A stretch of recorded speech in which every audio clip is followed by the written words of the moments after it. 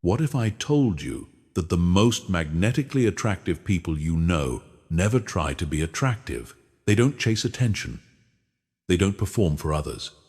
And they certainly don't follow the generic advice that floods social media about being more charismatic. Instead, they possess something far more powerful: silent attraction. While 99% of people are busy trying to impress others through loud gestures, constant talking, and attention-seeking behaviors, the top 1% understand a fundamental truth about human psychology. Real attraction isn't about what you say or do to get noticed. It's about who you become when you think nobody is watching. The most attractive people in any room aren't the ones commanding attention through force. They're the ones who naturally draw others in through their presence, their energy, and their deeply ingrained habits that signal confidence, intelligence, and emotional maturity. These aren't tricks or techniques you turn on and off. They're integrated parts of who you are. In this comprehensive guide, you're going to discover the scientifically backed habits that create silent magnetism. You'll learn why trying hard to be attractive actually repels people, and how developing the right internal systems creates an irresistible external presence. By the time you finish this, you'll understand exactly how to become the person others are naturally drawn to, without ever having to chase, perform, or compromise your authenticity. This isn't about becoming someone you're not. It's about becoming the best version of who you already are, and doing it so naturally that attraction becomes inevitable. Chapter 1. The Psychology of Silent Magnetism. The biggest mistake most people make when trying to become more attractive is focusing on the wrong things entirely. They obsess over what to say, how to act, or what techniques to use, completely missing the fundamental truth that attraction operates on a much deeper level than conscious behavior. Silent attraction works because it taps into the oldest, most primitive parts of the human brain. When we encounter someone who possesses genuine confidence, emotional stability, and social intelligence, our subconscious mind recognizes these as markers of genetic fitness, social status, and potential partnership value. This recognition happens in milliseconds, long before any words are exchanged. The neuroscience behind this is fascinating. Research from Harvard's Social, Cognitive, and Affective Neuroscience Lab shows that our brains are constantly scanning for social signals that indicate someone's value as a potential ally, leader, or partner. These assessments happen through mirror neurons that unconsciously mimic and evaluate the emotional states and behavioral patterns of others. When you encounter someone with silent magnetism, your brain picks up on hundreds of micro-signals. Their posture communicates confidence without arrogance. Their breathing patterns suggest emotional regulation. Their eye contact demonstrates presence and attention. Their movement patterns indicate physical awareness and control. None of these require them to say a single word, yet they create an immediate impression of attractiveness. This is why the most charismatic leaders, successful entrepreneurs, and naturally attractive people often seem effortless in their appeal. They're not performing attraction, they're embodying it. Their habits, mindset, and internal state create an external presence that others find magnetic. The research of Dr. Albert Mehrabian revealed that only 7% of communication impact comes from words, while 38% comes from vocal qualities and 55% from body language and presence. This means that 93% of your attractiveness has nothing to do with what you say and everything to do with how you carry yourself and the energy you project. But here's where most people get it wrong. They try to fake these signals through surface-level changes. They force better posture, practice scripted conversations, or adopt behaviors that don't match their internal state. This creates incongruence, and humans are exceptionally good at detecting incongruence. When your external behavior doesn't match your internal reality, people sense something is off, even if they can't articulate why. Silent attraction works because it's authentic. It emerges from genuine self-development, real confidence, and actual competence. You can't fake the calm presence of someone who has learned to regulate their emotions. You can't mimic the natural confidence of someone who has built real skills and overcome genuine challenges. You can't replicate the social ease of someone who genuinely cares about others and has developed emotional intelligence. This is why the habits we're going to explore aren't just behaviors to adopt. They're transformative practices that change who you are at a fundamental level. When you develop these habits consistently, they rewire your nervous system, reshape your identity, and transform your presence in ways that create genuine magnetism. The people who possess silent attraction have typically spent years, often unconsciously, developing habits that signal high value to others. They've learned to be comfortable with themselves, to regulate their emotions under pressure, to show genuine interest in others, and to move through the world with purpose and presence. These aren't personality traits they were born with. They're skills they developed through consistent practice. Understanding this distinction is crucial because it means silent attraction is learnable. You don't need to be naturally extroverted, exceptionally good-looking, or blessed with charisma. You need to develop the internal qualities that create external magnetism. You need to build the habits that signal confidence, competence, and emotional maturity to everyone you encounter. The transformation happens from the inside out. As you develop these habits, they become part of your identity. You stop thinking about being attractive and start simply being attractive. You stop performing for others and start operating from a place of genuine confidence and self-assurance. This internal shift creates an external presence that others find irresistibly magnetic. Chapter 2. The Foundation of Presence and Energy Management. Before we dive into specific attractive habits, you need to understand the foundation that makes everything else possible: your presence and energy management.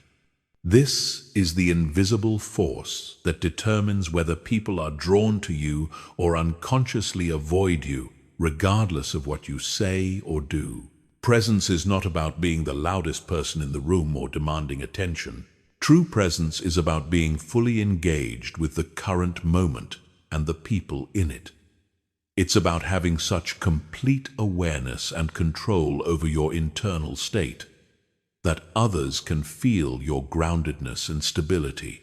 The neuroscience of presence reveals why this quality is so magnetically attractive. When you're truly present, your nervous system is regulated, your breathing is deep and controlled, and your body language naturally opens up. This creates what researchers call psychological safety for others.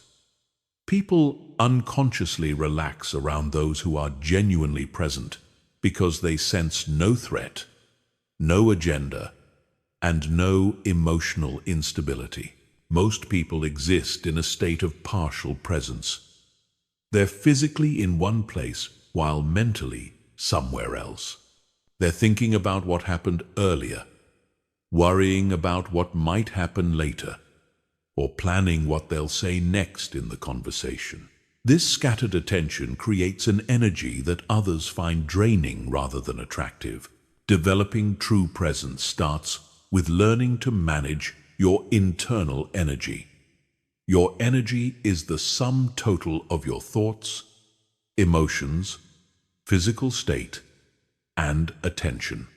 When these elements are aligned and controlled, you project an energy that others find compelling. When they're scattered or conflicted, you project an energy that repels others, even if you're saying all the right things. The first component of energy management is emotional regulation. Attractive people have learned to maintain emotional equilibrium regardless of external circumstances. They don't get triggered by minor inconveniences, don't react emotionally to criticism, and don't allow other people's moods to dictate their own emotional state. This emotional stability is incredibly attractive because it signals psychological maturity and reliability. When others know that you won't become reactive, defensive, or emotionally volatile, they feel safe to be authentic around you. They can express themselves without walking on eggshells, knowing that you'll respond from a place of emotional intelligence rather than knee-jerk reaction. Developing emotional regulation requires understanding the physiology of emotions. Emotions are not just mental experiences. They're full-body phenomena that affect your breathing, posture, facial expressions, and vocal tonality. Learning to recognize the early physical signs of emotional activation allows you to intervene before your emotions take control of your behavior. The practice of conscious breathing is fundamental to emotional regulation. When you breathe deeply and slowly, you activate your parasympathetic nervous system, which promotes calm and clear thinking. When you breathe shallowly or rapidly, you activate your sympathetic nervous system, which creates stress and reactive behavior. Attractive people have often unconsciously developed breathing patterns that keep them in a state of calm alertness. They breathe from their diaphragm rather than their chest. They maintain a slow and steady rhythm, and they use their breath to reset their emotional state when needed. This creates a physical foundation for emotional stability that others can sense even from across a room. The second component of energy management is attention control. Where you place your attention determines the quality of your presence and the impact you have on others. When your attention is scattered across multiple concerns, your presence becomes diluted and unfocused. When your attention is completely engaged with the person or situation in front of you, your presence becomes magnetic. Developing attention control requires training yourself to be single-pointed in your focus. This means when you're in a conversation, you're 100% present with that conversation. You're not thinking about your phone, planning your next activity, or judging what the other person is saying. You're fully engaged with understanding, connecting, and responding authentically. This level of attention is rare in our distracted world, which makes it incredibly powerful when someone encounters it. People are so accustomed to partial attention that when they experience someone's complete presence, it feels almost intoxicating. They leave the interaction feeling heard, valued, and energized. The third component of energy management is physical awareness. Your body is constantly communicating information about your internal state, and others are unconsciously reading these signals. When your body is tense, contracted, or fidgety, it communicates anxiety and insecurity. When your body is relaxed, open, and grounded, it communicates confidence and ease. Developing physical awareness means learning to consciously relax unnecessary tension while maintaining alertness and engagement. It means becoming aware of your posture, your facial expressions, and your movement patterns. It means understanding how your physical state affects your mental and emotional state, and vice versa. Many people carry chronic tension in their shoulders, jaw, or stomach without realizing it. This tension not only affects how they feel internally, but also creates an energy that others find uncomfortable. Learning to consciously release this tension while maintaining good posture and alert engagement creates a physical presence that others find appealing and calming.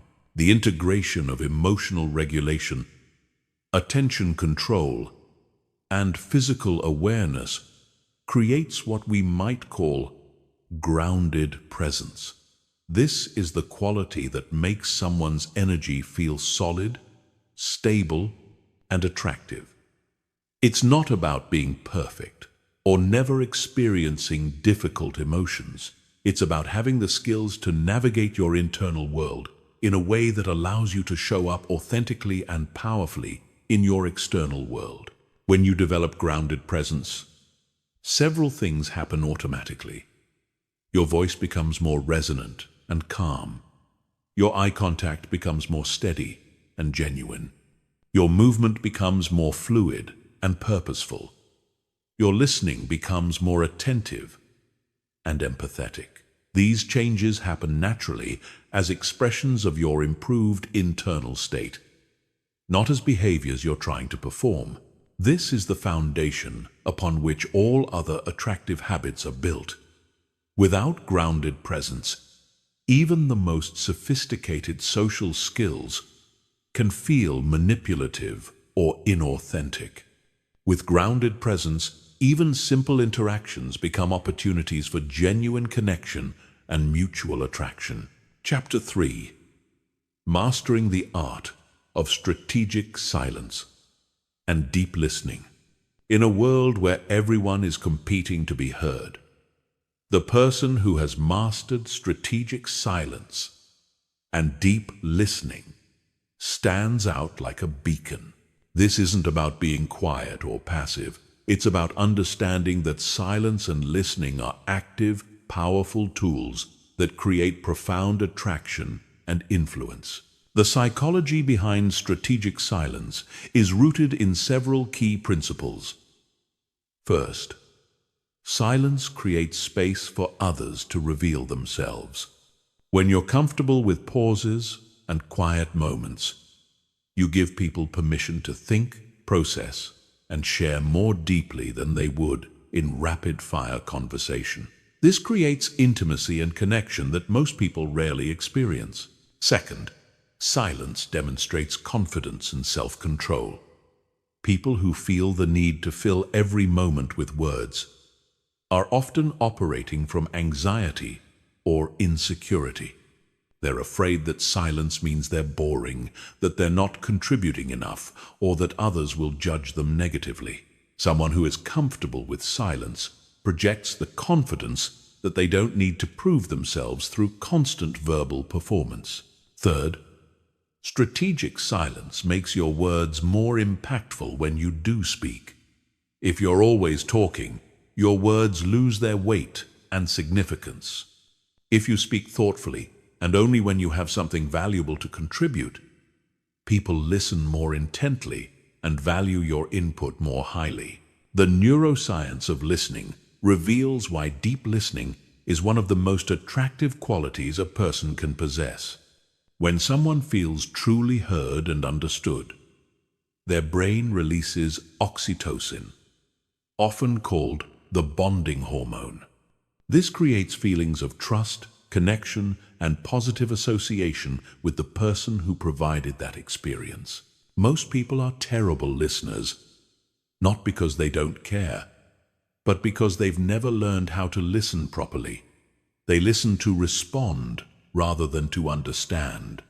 They're formulating their next comment while the other person is still speaking. They're filtering what they hear through their own experiences and judgments, rather than trying to understand the speaker's perspective. Deep listening is an active, engaged process that requires significant mental and emotional energy. It involves several key components that, when mastered, create profound attraction and connection. The first component is present moment awareness. Deep listening requires you to be completely focused on the person speaking and what they're communicating, both verbally and non-verbally. This means putting away distractions, making eye contact, and using your full attention to understand not just their words, but their emotions, intentions, and underlying needs. The second component is emotional attunement. This involves listening not just to the content of what someone is saying, but to the emotional subtext. Are they excited, anxious, sad, frustrated, hopeful? Often, the emotion behind the words is more important than the words themselves. When you can recognize and acknowledge someone's emotional state, they feel seen and validated in a way that creates deep connection. The third component is curiosity without judgment. Deep listening requires approaching others with genuine curiosity about their perspective, experiences, and thoughts.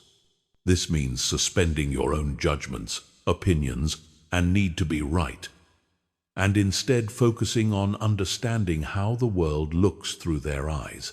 This level of curiosity is rare and incredibly attractive because it makes people feel valued and interesting. Most conversations involve people waiting for their turn to share their own thoughts and experiences. When someone encounters a person who is genuinely curious about them, it creates a powerful experience of being seen and appreciated for who they are. The fourth component is reflective feedback. This involves occasionally reflecting back what you've heard to ensure understanding and to demonstrate that you're actively engaged in the conversation. This might sound like, it sounds like you're feeling frustrated because, or if I understand correctly, you're saying that. This technique not only ensures clear communication, but also makes the speaker feel heard and understood. Strategic silence works in conjunction with deep listening to create what researchers call conversational leadership. This is the ability to guide conversations not through domination or excessive talking, but through thoughtful questions, strategic pauses, and creating space for others to explore their thoughts and feelings. People who have mastered conversational leadership understand that the person who asks the best questions often controls the direction and depth of the conversation.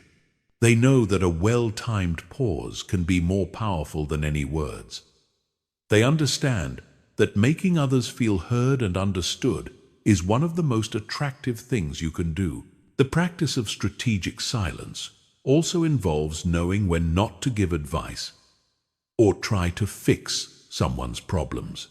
Many people, particularly those who are naturally helpful, make the mistake of immediately jumping to solutions when someone shares a challenge or concern. However, most of the time, people don't want solutions. They want to be heard and understood. Learning to sit with someone's discomfort without immediately trying to fix it is a profound skill that creates deep trust and connection. It demonstrates emotional maturity and respect for the other person's autonomy. It shows that you trust them to find their own solutions and that you value the process of being heard over the outcome of solving problems. The magnetic quality of deep listening extends beyond individual conversations to how you're perceived in group settings. In meetings, social gatherings, or any group dynamic, the person who listens well and speaks thoughtfully often emerges as a natural leader, even if they say relatively few words. This happens because deep listeners often have the most insightful contributions when they do speak. They've been paying attention to the group dynamic, understanding different perspectives, and processing information, while others have been focused on getting their own points across. When they finally contribute, their words often synthesize or elevate the conversation in ways that others find valuable and impressive. Developing these skills requires conscious practice and patience with yourself. In our fast-paced, instant communication world, the ability to slow down, listen deeply, and use silence strategically feels almost countercultural. But that's exactly what makes it so powerful and attractive. Start by practicing in low-stakes conversations. Focus on listening for understanding, rather than listening for your turn to speak. Practice being comfortable with brief pauses. Ask follow-up questions that demonstrate you've been paying attention. Notice how people respond when they feel truly heard and understood. As you develop these skills, you'll find that your conversations become more meaningful, your relationships deepen, and your overall attractiveness increases significantly. People will seek you out, not because you're entertaining or impressive, but because you make them feel valued, understood, and heard. Chapter 4. The Power of Calm, Confidence, and Emotional Stability.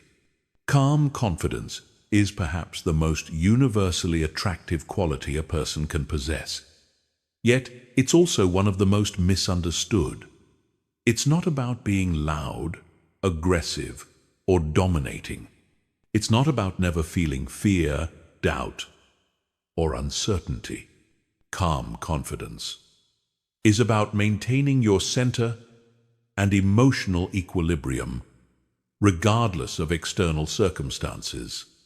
And it's this stability that others find magnetically attractive. The psychology of calm confidence is rooted in what psychologists call emotional regulation and distress tolerance. People who possess calm confidence have developed the ability to experience difficult emotions without being controlled by them. They can feel anxiety without becoming anxious in their behavior. They can experience disappointment without becoming negative or reactive. They can face uncertainty without becoming paralyzed or frantic. This emotional stability is attractive on multiple levels. From an evolutionary perspective, emotional stability signals that someone would be a reliable partner, leader, or ally during difficult times. From a social perspective, emotional stability creates psychological safety for others, allowing them to relax and be more authentic in your presence. From a personal perspective, emotional stability creates a sense of groundedness and authenticity that others find compelling and trustworthy. The neuroscience behind emotional regulation reveals why this quality is so powerful. When you maintain emotional equilibrium under pressure, you're demonstrating advanced prefrontal cortex function, the part of the brain responsible for executive decision-making, impulse control, and emotional regulation. This is the most recently evolved part of the human brain, and its effective functioning signals high cognitive and emotional intelligence. People with calm confidence have typically learned to recognize the difference between feeling an emotion and being controlled by that emotion. They understand that emotions are temporary experiences that provide information about their internal state and external environment. But they don't allow these emotions to dictate their behavior or communication. This doesn't mean suppressing or denying difficult emotions. Emotional suppression actually creates more problems than it solves, and often leads to emotional explosions or passive-aggressive behavior. Instead, calm confidence involves acknowledging emotions while maintaining choice about how to respond to them. The development of calm confidence begins with understanding your emotional patterns and triggers. Most people have predictable emotional responses to certain situations, people, or stressors. They know they'll feel anxious before public speaking, frustrated in traffic, or defensive when criticized.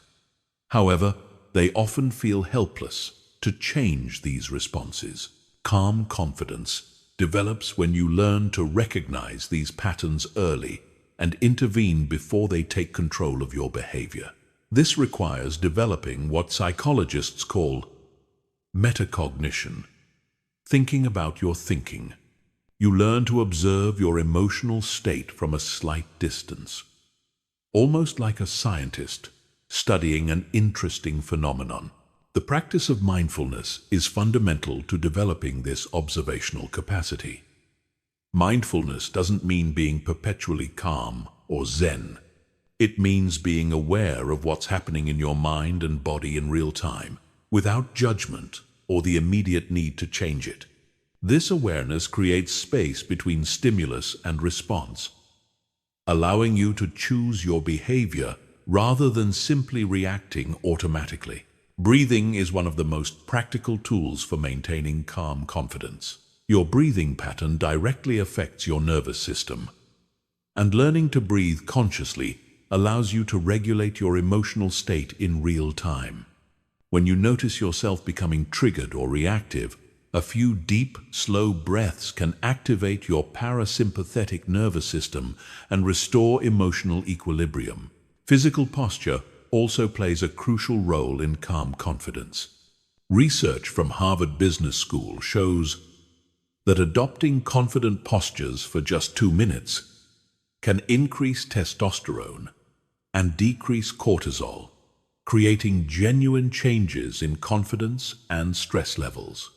Standing tall, keeping your shoulders back, and maintaining an open chest position not only makes you look more confident, but actually makes you feel more confident. Calm confidence also involves developing what researchers call stress inoculation. This means gradually exposing yourself to manageable levels of stress, uncertainty, or challenge in order to build your tolerance and response skills. Just as physical exercise builds physical strength by subjecting muscles to controlled stress, emotional exercise builds emotional strength by subjecting your nervous system to controlled challenges. This might involve taking on public speaking opportunities, having difficult conversations you've been avoiding, or putting yourself in social situations that stretch your comfort zone. The key is to choose challenges that are difficult enough to promote growth, but not so overwhelming that they create trauma or damage your confidence. The way you talk to yourself internally has a massive impact on your ability to maintain calm confidence. People with emotional stability have typically developed what psychologists call self-compassion, the ability to treat themselves with kindness and understanding during difficult moments rather than harsh self-criticism. Self-compassion doesn't mean making excuses or avoiding responsibility. It means recognizing that making mistakes, experiencing setbacks, and feeling difficult emotions are part of the human experience. It means talking to yourself the way you would talk to a good friend who was going through the same situation. This internal kindness creates emotional resilience because it prevents you from compounding difficulties with self-attack. When you make a mistake, instead of spiraling into shame and self-criticism, you can acknowledge the mistake, learn from it, and move forward with your confidence intact. Calm confidence also involves accepting uncertainty as a fundamental part of life, rather than something to be eliminated or controlled. Many people destroy their emotional equilibrium by trying to predict, control, or guarantee outcomes that are inherently uncertain. They waste enormous amounts of mental and emotional energy trying to create certainty in an uncertain world. People with calm confidence have learned to be comfortable with not knowing how things will turn out. They understand that uncertainty is not a problem to be solved, but a reality to be navigated skillfully. This acceptance allows them to take action without needing guarantees, to engage in relationships without needing to control outcomes, and to pursue goals without being attached to specific results. This comfort with uncertainty is deeply attractive because it signals emotional maturity and psychological strength. It demonstrates that you can be trusted to remain stable and functional even when things don't go according to plan. It shows that your sense of security comes from internal resources rather than external circumstances. The integration of all these elements, emotional regulation, mindfulness, physical presence, stress tolerance, self-compassion, and comfort with uncertainty, creates a quality of calm confidence that others find irresistibly attractive. It's not a performance or a facade. It's a genuine internal stability that naturally expresses itself in your presence, communication, and behavior. When you possess calm confidence, several things happen automatically. Your voice becomes more resonant and steady. Your eye contact becomes more direct and comfortable. Your movement becomes more fluid and purposeful. Your decision-making becomes clearer and more decisive. Your communication becomes more honest and direct. These changes occur naturally as expressions of your improved emotional regulation, not as behaviors you're trying to adopt. Chapter 5. Developing authentic social intelligence and emotional awareness. Social intelligence is the ability to navigate complex social situations with awareness, skill, and authenticity. It's not about manipulation or playing social games. It's about understanding the subtle dynamics of human interaction and responding in ways that create connection, trust, and mutual respect. This quality is incredibly attractive because it signals emotional maturity, empathy, and the ability to create positive experiences for others. The foundation of social intelligence is emotional awareness both of yourself and others. Most people go through social interactions with only surface-level awareness of the emotional undercurrents that are constantly flowing between people. They miss the subtle signs that someone is uncomfortable, the non-verbal cues that indicate interest or disinterest, and the emotional needs that lie beneath surface-level conversation. Developing emotional awareness begins with learning to read the emotional subtext of social interactions. Every conversation, every meeting, every social gathering has multiple layers of communication happening simultaneously. There's the surface level, what people are saying with their words. There's the emotional level, what people are feeling, and how those feelings are affecting their communication. And there's the relational level, how people are positioning themselves in relation to each other and what social dynamics are at play. People with high social intelligence have learned to perceive and navigate all these levels simultaneously. They can engage in surface-level conversation while remaining aware of emotional undercurrents and relational dynamics.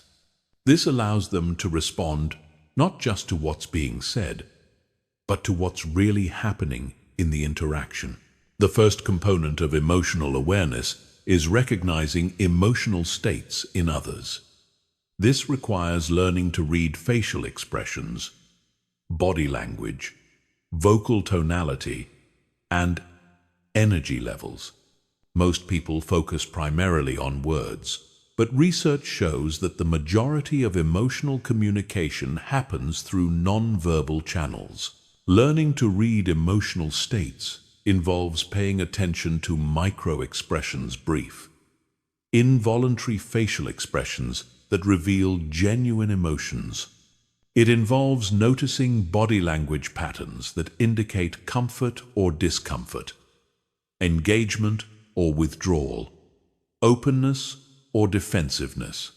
It involves listening to vocal qualities like pace, tone, and volume that convey emotional information beyond the content of words. This skill develops through conscious practice and attention. Start by observing people in various settings and trying to identify their emotional states based on non-verbal cues. Watch how people's faces, postures, and energy levels change throughout conversations. Notice the difference between genuine and forced smiles, between authentic enthusiasm and polite interest, between comfortable silence and awkward tension. The second component of emotional awareness is understanding your own emotional impact on others. Most people are largely unconscious of the emotional effect they have in social situations. They don't realize that their anxiety makes others uncomfortable, that their excitement is overwhelming for some personality types, or that their intensity intimidates people who prefer gentler interaction styles. Developing awareness of your emotional impact requires honest self-reflection and feedback from others. It means paying attention to how people respond to your presence and communication style. Do people seem to relax or tense up around you? Do they open up or become more guarded? Do they seek out your company or seem to avoid deeper interactions? This awareness allows you to adjust your approach based on the situation and the people involved. It doesn't mean becoming a chameleon or losing your authenticity. It means understanding that emotional intelligence includes the ability to modulate your energy and communication style to create the most positive interactions possible. The third component of social intelligence is understanding group dynamics and social hierarchies. Every group, whether it's a family, workplace team, or social gathering, has implicit power structures, alliances, and communication patterns. People with high social intelligence can quickly assess these dynamics and navigate them skillfully. This involves recognizing who has formal and informal influence, understanding the unspoken rules and expectations of different social contexts, and knowing how to contribute to group interactions in ways that are valued and appreciated. It means understanding when to lead and when to follow, when to speak up and when to remain quiet, when to challenge and when to support.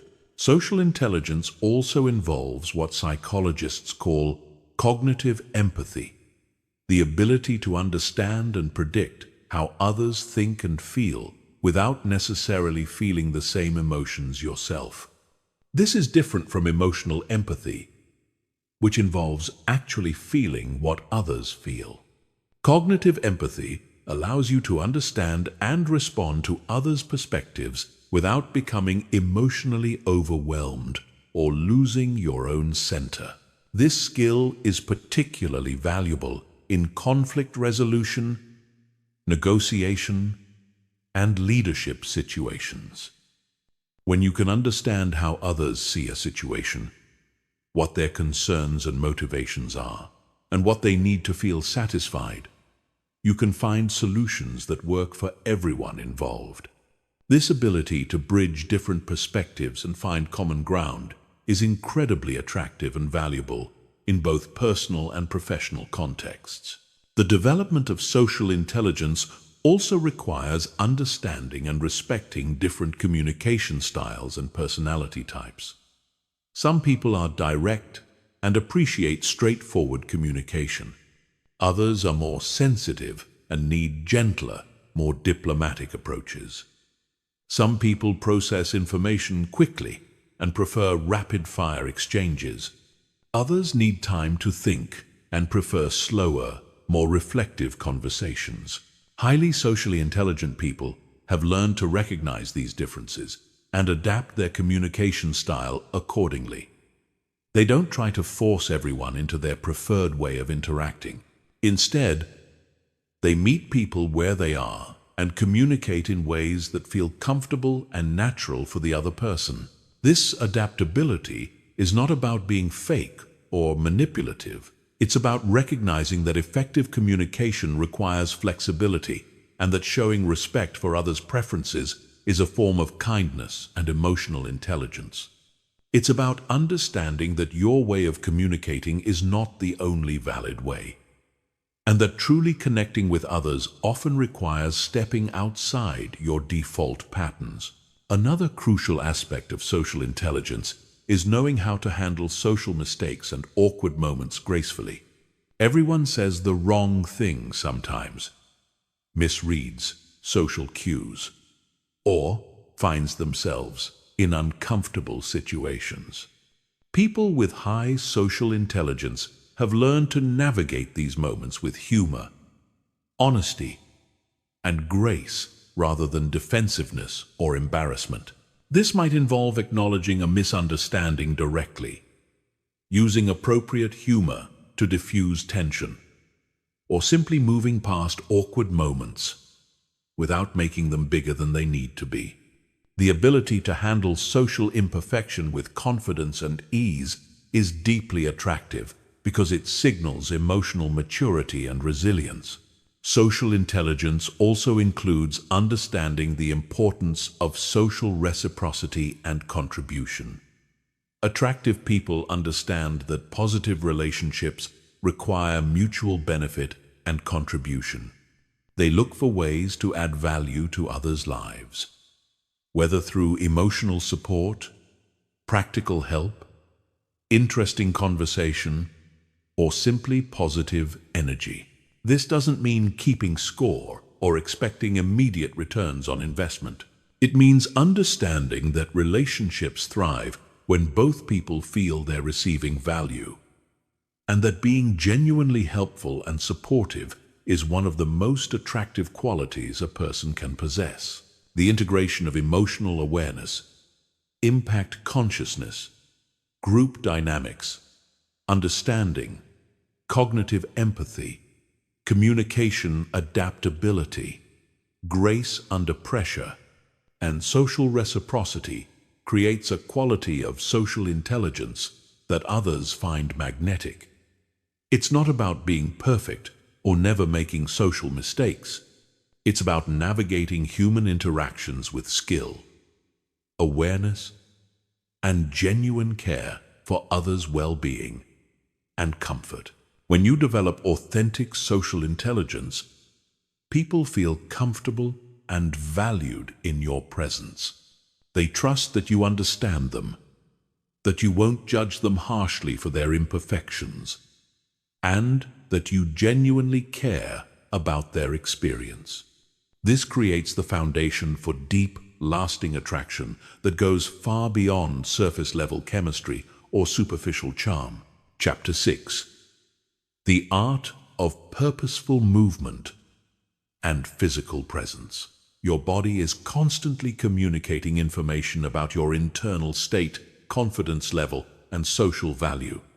Every movement you make, every gesture you use, and every position you hold sends signals that others unconsciously interpret and respond to. Most people are completely unaware of these signals, moving through the world with unconscious patterns that often undermine their attractiveness and social impact. The science of embodied cognition reveals that your physical posture and movement patterns don't just reflect your mental state, they actually influence and create your mental state.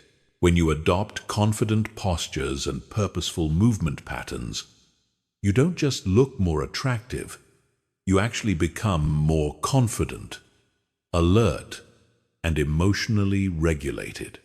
This creates a positive feedback loop where improved physical presence enhances mental state, which further improves physical presence. Purposeful movement is characterized by several key qualities that distinguish it from the unconscious movement patterns most people exhibit. First is intentionality. Every movement serves a purpose and is executed with awareness rather than happening automatically or nervously. Second is fluidity. Movements flow smoothly from one to another without jerky, abrupt, or hesitant transitions. Third is groundedness. Movements originate from a stable, centered base rather than from tension or imbalance. The foundation of attractive physical presence is what martial artists and dancers call centering. This involves maintaining awareness of your physical center of gravity, typically located just below your navel, and moving from this stable base, rather than from peripheral tension or imbalance. When you move from your center, your movements naturally become more fluid, purposeful, and graceful. Most people carry chronic tension in their shoulders, neck, or jaw, which creates movement patterns that appear anxious, rushed, or uncomfortable. Learning to consciously relax unnecessary tension while maintaining good posture and alert engagement is fundamental to attractive physical presence. This doesn't mean becoming loose or sloppy. It means finding the optimal balance between relaxation and readiness. Eye contact is perhaps the most powerful aspect of physical presence, yet most people use it poorly. Effective eye contact is not about staring intensely or maintaining constant visual contact. It's about making genuine, comfortable contact that demonstrates presence and interest without creating pressure or discomfort. The key is to make eye contact when listening, break it naturally when speaking or thinking, and return to it in a rhythm that feels organic and unforced. The quality of your eye contact should match the context and relationship. With close friends and intimate partners, longer periods of eye contact feel natural and connecting. With new acquaintances or in professional settings, briefer but genuine eye contact demonstrates respect and attention without creating intimacy pressure. Learning to calibrate your eye contact appropriately is a crucial social skill. Hand gestures and arm positioning also significantly impact how others perceive your confidence and attractiveness. Open gestures, where your palms are visible and your arms are uncrossed, signal openness and honesty. Closed gestures, where your arms are crossed or your hands are hidden, can signal defensiveness or discomfort. However, the key is authenticity rather than forcing open positions that don't feel natural. Walking patterns reveal enormous amounts of information about confidence and internal state. Confident walking is characterized by a steady pace, upright posture, and smooth gait. The head is held high. The shoulders are back, but not rigid, and the stride is neither rushed nor hesitant. The pace is determined by purpose rather than anxiety or self-consciousness. Many people walk too quickly because they're anxious or trying to appear busy and important. Others walk too slowly because they're uncertain or trying to avoid attention. Attractive walking finds the middle ground, moving with purpose and confidence at a pace that feels natural and unhurried. Sitting posture is equally important, particularly in social and professional settings where you may be seated for extended periods. Attractive sitting involves maintaining an upright but relaxed posture, keeping your feet grounded, and positioning your body in a way that demonstrates engagement with the environment and people around you. The way you use space also communicates important information about your confidence and social intelligence. Taking up appropriate space demonstrates confidence, while taking up too little space can signal insecurity, and taking up too much space can signal inconsideration or arrogance. Learning to gauge appropriate space usage in different contexts is a valuable social skill. Physical presence also involves being aware of and responsive to the physical comfort of others. This means maintaining appropriate personal space, being mindful of how your movements might affect others, and adjusting your physical presence based on the comfort levels and preferences of the people around you. Voice and speaking patterns are technically part of physical presence, since voice is produced by the physical mechanisms of breathing, posture, and muscle tension. Attractive vocal presence is characterized by speaking from a relaxed, grounded place, rather than from tension or anxiety. This typically results in a slightly deeper, more resonant voice that carries well without being loud or forced. The pace of speech is also crucial. Many people speak too quickly when they're nervous, or too slowly when they're uncertain. Attractive speech finds a moderate pace that allows for clear articulation and gives listeners time to process information without becoming bored or impatient. Developing purposeful movement and attractive physical presence requires conscious practice and body awareness. Start by spending time each day consciously observing your posture, movement patterns, and physical habits. Notice when you're holding tension, when your movements feel rushed or uncertain, and when your posture is closed or defensive. Practice basic centering exercises, such as standing with your feet shoulder-width apart, breathing deeply, and imagining roots growing from your feet into the ground. This helps develop the physical sense of groundedness that underlies all attractive movement. Work on individual elements like eye contact, hand gestures, and walking patterns in low-stakes situations before applying them in more important social or professional contexts. Remember that the goal is not to adopt a fake or performed physicality, but to develop authentic physical presence that reflects and supports your best self. Chapter 7. Building unshakable inner confidence through competence. True confidence cannot be faked, performed, or adopted as a surface-level behavior.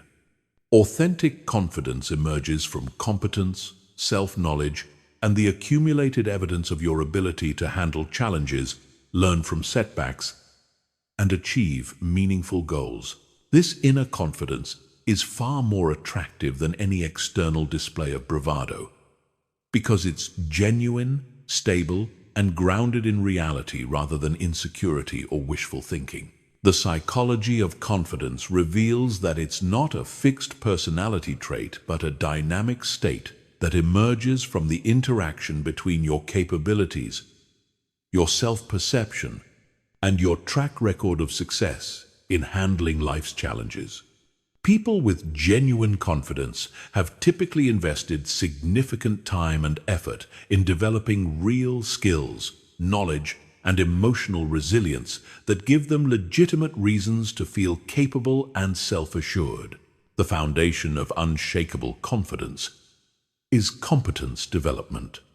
This means becoming genuinely good at things that matter to you and that create value in the world.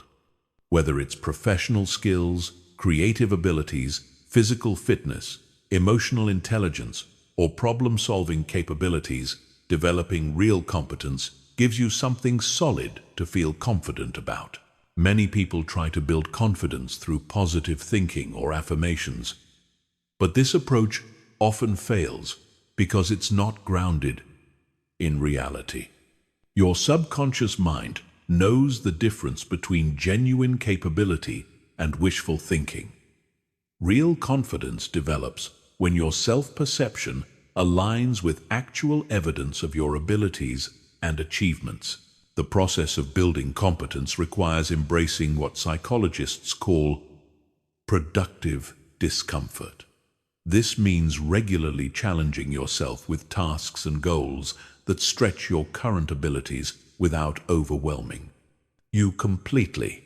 It means seeking out learning opportunities that require effort, persistence, and the willingness to make mistakes while improving. This is why confident people often have a history of pursuing challenging goals and persisting through difficulties. They've accumulated evidence that they can learn new things, overcome obstacles, and achieve objectives that initially seemed difficult or impossible. This track record creates a deep sense of self-efficacy, the belief that you can handle whatever challenges life presents. Self-knowledge is another crucial component of inner confidence. This involves understanding your strengths and weaknesses, your values and priorities, and your natural patterns of thinking and behaving. When you know yourself well, you're less likely to be thrown off balance by criticism, setbacks, or unexpected challenges because you have a stable sense of who you are and what you're capable of. Developing self-knowledge requires honest self-reflection, seeking feedback from others, and paying attention to your patterns of success and struggle across different areas of life. It means being willing to acknowledge both your capabilities and your limitations without defensiveness or harsh self-judgment. Confident people typically have a realistic but positive relationship with their limitations. They don't pretend to be good at everything or try to hide their weaknesses. Instead, they acknowledge their limitations while focusing their energy on developing their strengths and working around or improving their weak areas when necessary. This honest self-assessment actually enhances rather than undermines confidence because it's based in reality rather than fantasy. When you know your genuine capabilities and limitations, you can make better decisions about what challenges to take on, what help to seek, and how to leverage your strengths most effectively. Inner confidence also requires developing what researchers call emotional resilience, the ability to bounce back from setbacks, disappointments, and failures without losing your sense of self-worth or capability. This doesn't mean never feeling hurt, disappointed, or discouraged. It means having the internal resources to process these experiences and extract learning and growth from them. Emotional resilience develops through experience with adversity and the conscious development of coping strategies and support systems. Every time you face a challenge and find a way to handle it, you build evidence of your resilience and capability. Every time you experience a setback and recover from it, you develop confidence in your ability to handle future difficulties. The way you interpret and respond to failure significantly impacts your confidence development. People with growing confidence typically view failures as learning opportunities rather than evidence of inadequacy. They extract lessons from setbacks, adjust their approach, and continue working toward their goals, rather than giving up or seeing failure as confirmation of their limitations. This growth mindset, as researcher Carol Dweck calls it, is fundamental to building lasting confidence. It means viewing abilities as developable rather than fixed, seeing challenges as opportunities to grow rather than threats to your self-image, and understanding that effort and persistence are pathways to mastery rather than signs of inadequacy. Building inner confidence also requires taking calculated risks and stepping outside your comfort zone regularly. Confidence grows through expanding your sense of what's possible and what you can handle. This means saying yes to opportunities that stretch you, taking on challenges that require you to develop new skills, and putting yourself in situations where you might fail but will definitely learn. The key is to choose challenges that are within your zone of proximal development, difficult enough to promote growth but not so overwhelming that they create trauma or destroy your confidence. This requires honest assessment of your current capabilities and thoughtful progression toward more challenging goals. Social confidence. A specific aspect of inner confidence develops through positive social experiences and the cultivation of genuine social skills. This means learning to communicate effectively, developing empathy and emotional intelligence, and building the ability to connect authentically with different types of people in various contexts. Many people struggle with social confidence because they focus on trying to impress others rather than developing the skills to connect genuinely and contribute positively to social interactions. Real social confidence comes from knowing that you can add value to others' lives, that you can handle social challenges gracefully, and that you can be authentically yourself in social situations. The development of inner confidence is a long-term process that requires patience, persistence, and self-compassion. It's not about becoming perfect or eliminating all self-doubt. It's about building a solid foundation of competence, self-knowledge, and resilience that allows you to navigate life's challenges with greater ease and effectiveness. When you possess genuine inner confidence, it naturally expresses itself in your presence, communication, and behavior, without any need for performance or pretense. You become comfortable taking up appropriate space, expressing your thoughts and opinions, and pursuing your goals with determination and persistence.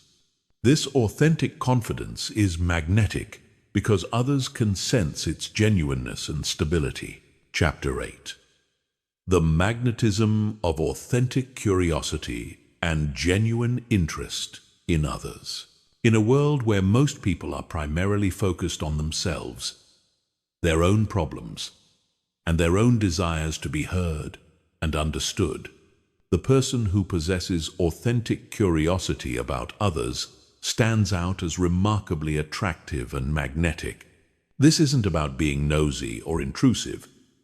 It's about having a genuine fascination with the complexity, experiences, and perspectives of other human beings.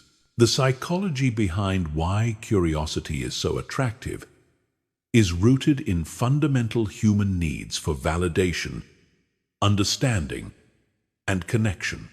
When someone shows genuine interest in who you are, what you think, and how you experience the world, it creates a powerful feeling of being valued and appreciated. This experience is rare enough that when people encounter it, they often find themselves drawn to the person who provided it. Authentic curiosity is different from polite interest or social obligation. It's a genuine desire to understand and learn from others, driven not by what you might gain from the interaction, but by inherent fascination with human complexity and diversity. People can sense the difference between someone who is asking questions because they think they should and someone who is genuinely interested in the answers. The development of authentic curiosity requires shifting from a self-focused to an other-focused mindset in social interactions. Instead of thinking about what you want to say next, how you're being perceived, or what you can get from the interaction, you focus your attention on understanding the person in front of you as completely as possible. This shift often reveals how interesting and complex other people actually are. Most social interactions remain at surface levels because neither person is genuinely curious enough to explore deeper layers of thought, experience, and perspective.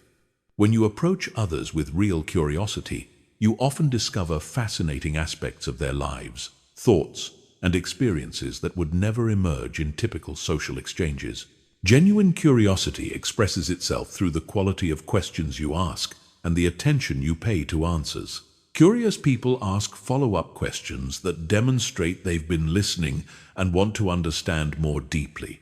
They ask questions that invite people to explore their own thoughts and experiences rather than simply providing factual information. The difference between surface level and deep curiosity is evident in question patterns. Surface-level curiosity might ask, "What do you do for work?" Deep curiosity might follow up with, "What drew you to that field?" Or, "What's the most challenging part of your work?" Or, "How has that work changed the way you see the world?"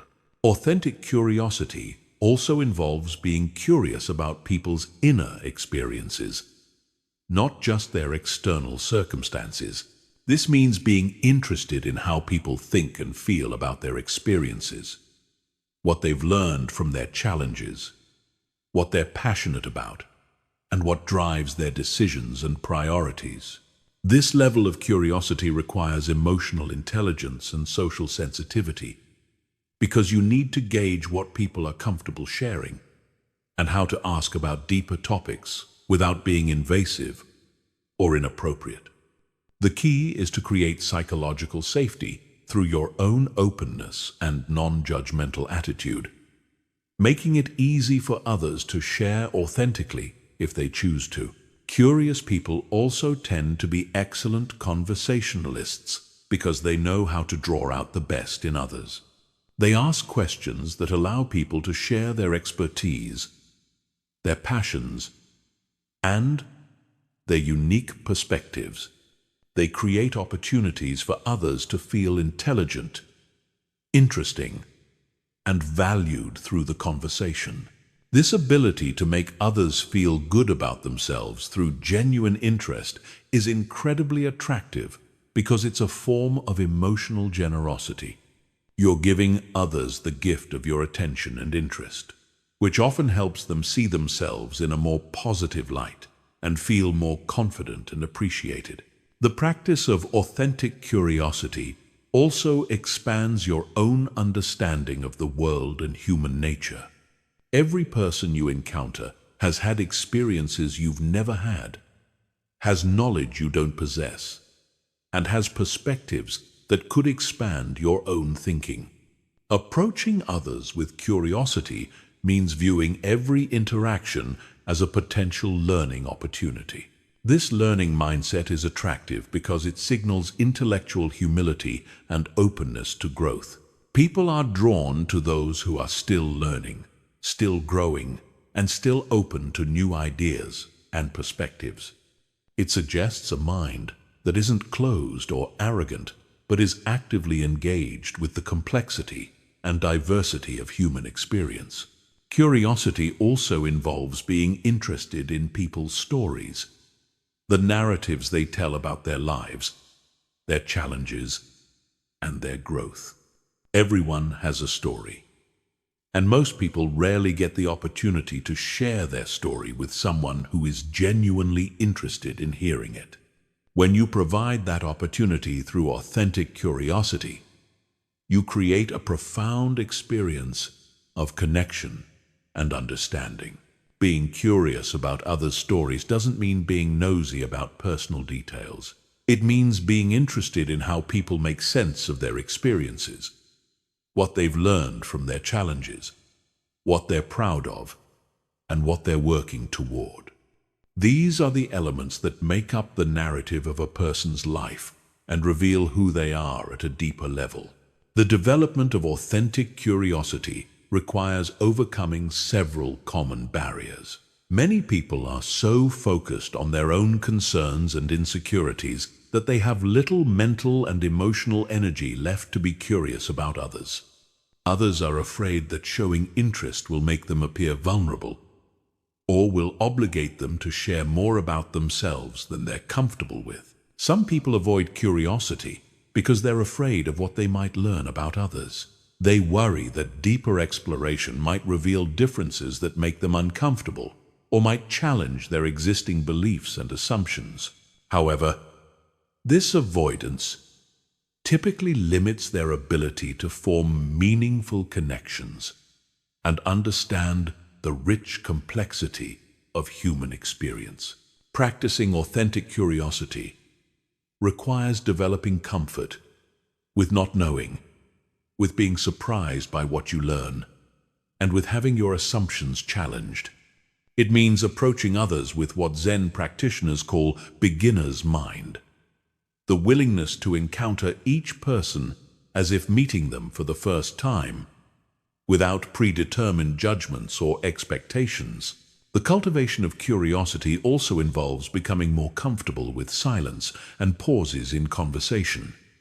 When you ask a thoughtful question, people often need time to think before responding authentically. Being patient with these pauses and not rushing to fill silence shows respect for the person's thought process and often leads to more meaningful responses. Authentic curiosity extends beyond individual conversations to include curiosity about different cultures, perspectives, and ways of life. This broader curiosity makes you a more interesting person because you're constantly learning and growing, and it makes you more attractive because people can sense your openness and willingness to engage with diversity and complexity. When you develop authentic curiosity as a core part of how you engage with others, several things happen naturally. People seek out your company because they enjoy how they feel when talking with you.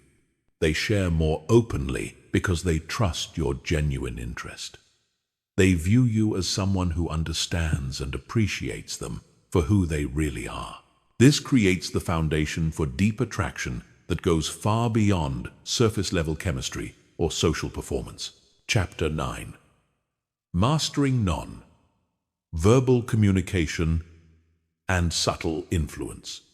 The vast majority of human communication happens below the level of conscious awareness through micro-expressions, body language, vocal tonality, and energy patterns that our brains process instantaneously but rarely analyze explicitly. People with magnetic attraction have typically developed, often unconsciously, the ability to communicate powerfully through these non-verbal channels while remaining sensitive to the non-verbal communications of others. The science of non-verbal communication reveals that humans are constantly transmitting and receiving emotional and social information through channels that operate faster than conscious thought. Within milliseconds of encountering someone, your brain has assessed their emotional state, confidence level, social status, and potential threat or attraction level based primarily on non-verbal cues. This means that your non-verbal communication is constantly shaping how others perceive and respond to you, regardless of what you're saying with words. People who understand and master these subtle communication channels have an enormous advantage in creating attraction, influence, and connection because they're communicating effectively on the channels that have the greatest impact. The foundation of powerful non-verbal communication is congruence between your internal state and external expression. When your thoughts, emotions, and intentions are aligned and authentic, your non-verbal communication naturally becomes more powerful and attractive. When there's incongruence between what you're thinking and feeling internally and what you're expressing externally, people sense something is off, even if they can't articulate what it is. This is why working on your internal state is so crucial for developing attractive, non-verbal communication. You can't fake the micro-expressions, energy patterns, and subtle cues that emerge from genuine confidence, emotional stability, and authentic interest in others. These qualities must be developed genuinely to be communicated authentically. Facial expressions are one of the most powerful forms of non-verbal communication. Yet most people are largely unconscious of what their face is communicating. Research has identified dozens of distinct facial expressions that convey specific emotions and social information. Learning to recognize these expressions in others and become more conscious of your own facial communication can dramatically improve your social effectiveness. The most important facial communication skills involve eye contact patterns, genuine versus forced smiling, and overall facial relaxation. Genuine eye contact involves looking at someone when they're speaking to demonstrate attention and respect. Making contact when you're speaking to emphasize important points and breaking contact naturally to avoid creating intensity or pressure. A genuine smile involves not just the mouth but the entire face, particularly the eyes. Fake smiles are easily detected because they don't engage the muscle around the eyes that create the slight squinting and wrinkles that accompany authentic positive emotion. Learning to smile genuinely when you feel positive and to maintain a neutral but pleasant expression when you don't feel particularly positive is more attractive than forcing fake smiles. Vocal tonality carries enormous amounts of emotional and social information. The pace, pitch, volume, and resonance of your voice communicate confidence, emotional state, and social positioning more powerfully than the words you're speaking. Most people are unconscious of their vocal patterns and how they affect others' perceptions and responses. Attractive vocal communication is typically characterized by speaking from a relaxed, grounded place in your body, rather than from tension or anxiety. This usually results in a slightly deeper, more resonant voice that carries well without being loud or forced.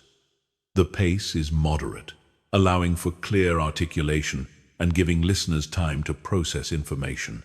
Vocal confidence also involves being comfortable with pauses and silence rather than filling every moment with sound. Strategic pauses can emphasize important points, give others time to respond, and demonstrate that you're not anxious about maintaining constant verbal output.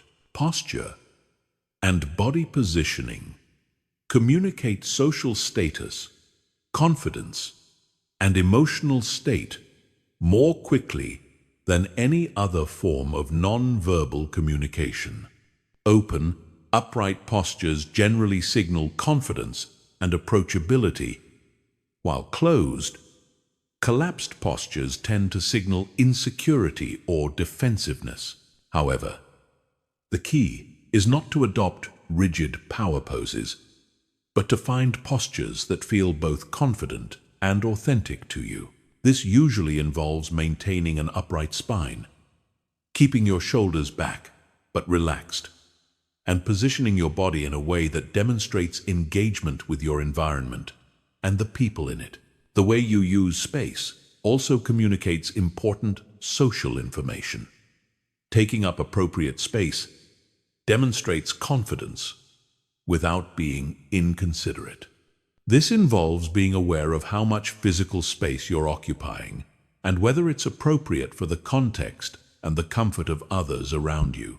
Gesture patterns significantly impact how your communication is received and understood.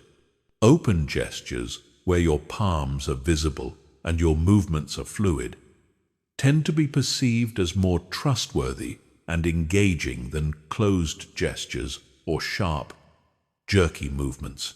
The key is developing gestures that feel natural and support your verbal communication rather than distracting from it. This usually means using gestures that emerge from genuine enthusiasm or emphasis, rather than trying to adopt prescribed hand movements that don't match your personality or communication style. Energy and presence are perhaps the most subtle but powerful forms of non-verbal communication. Your overall energy level, emotional state, and quality of attention create an invisible but palpable influence on everyone around you. People can sense whether you're genuinely present and engaged or distracted and disconnected, whether you're calm and centered or anxious and scattered. Developing attractive energy and presence requires working on your internal state through practices like meditation, physical exercise, emotional regulation techniques, and stress management. When your internal state is calm, confident, and genuinely interested in others, This naturally expresses itself in your energy and presence without any need for performance or technique. Subtle influence through non-verbal communication involves understanding how your presence affects others and learning to create positive experiences for the people around you. This doesn't mean manipulation or trying to control others' responses. It means becoming skilled at creating environments where others feel comfortable, valued, and appreciated. This might involve matching the energy level of others when appropriate, using mirroring techniques to create unconscious rapport, or simply maintaining such positive, stable energy that others feel better when they're around you. The goal is always to create mutual benefit and positive experiences rather than one-sided advantage. Reading others' non-verbal communication is equally important for developing social intelligence and attraction. Learning to recognize signs of comfort and discomfort, interest and boredom, agreement and disagreement, allows you to adjust your approach and respond more effectively to others' needs and preferences. This skill develops through conscious observation and practice. Start paying attention to how people's facial expressions, postures, and energy levels change throughout conversations. Notice the non-verbal signs that indicate someone is engaged versus distracted, comfortable versus uncomfortable, interested versus polite but disengaged. The mastery of nonverbal communication is not about becoming a perfect performer, but about developing authentic presence and communication skills that allow your best qualities to be expressed naturally and powerfully. When your nonverbal communication is congruent with your genuine thoughts and feelings, it becomes a powerful tool for creating attraction, connection, and positive influence in all your relationships. Chapter 10. Creating meaningful connections without neediness or desperation. The ability to form deep, meaningful connections with others while maintaining your own center and independence is perhaps the most attractive quality a person can possess. This skill allows you to engage authentically and openly with others without the energy-draining neediness or desperate attachment that repels people and prevents genuine intimacy from developing. The psychology of neediness reveals why it's so destructive to attraction and connection. When you approach relationships from a place of need or desperation, you're essentially communicating that you don't have enough internal resources to feel complete or secure on your own. This creates pressure for the other person to fill your emotional needs, which most people find overwhelming and unattractive. Neediness also distorts your ability to see and respond to others clearly, because you're filtering everything through the lens of your own unmet needs.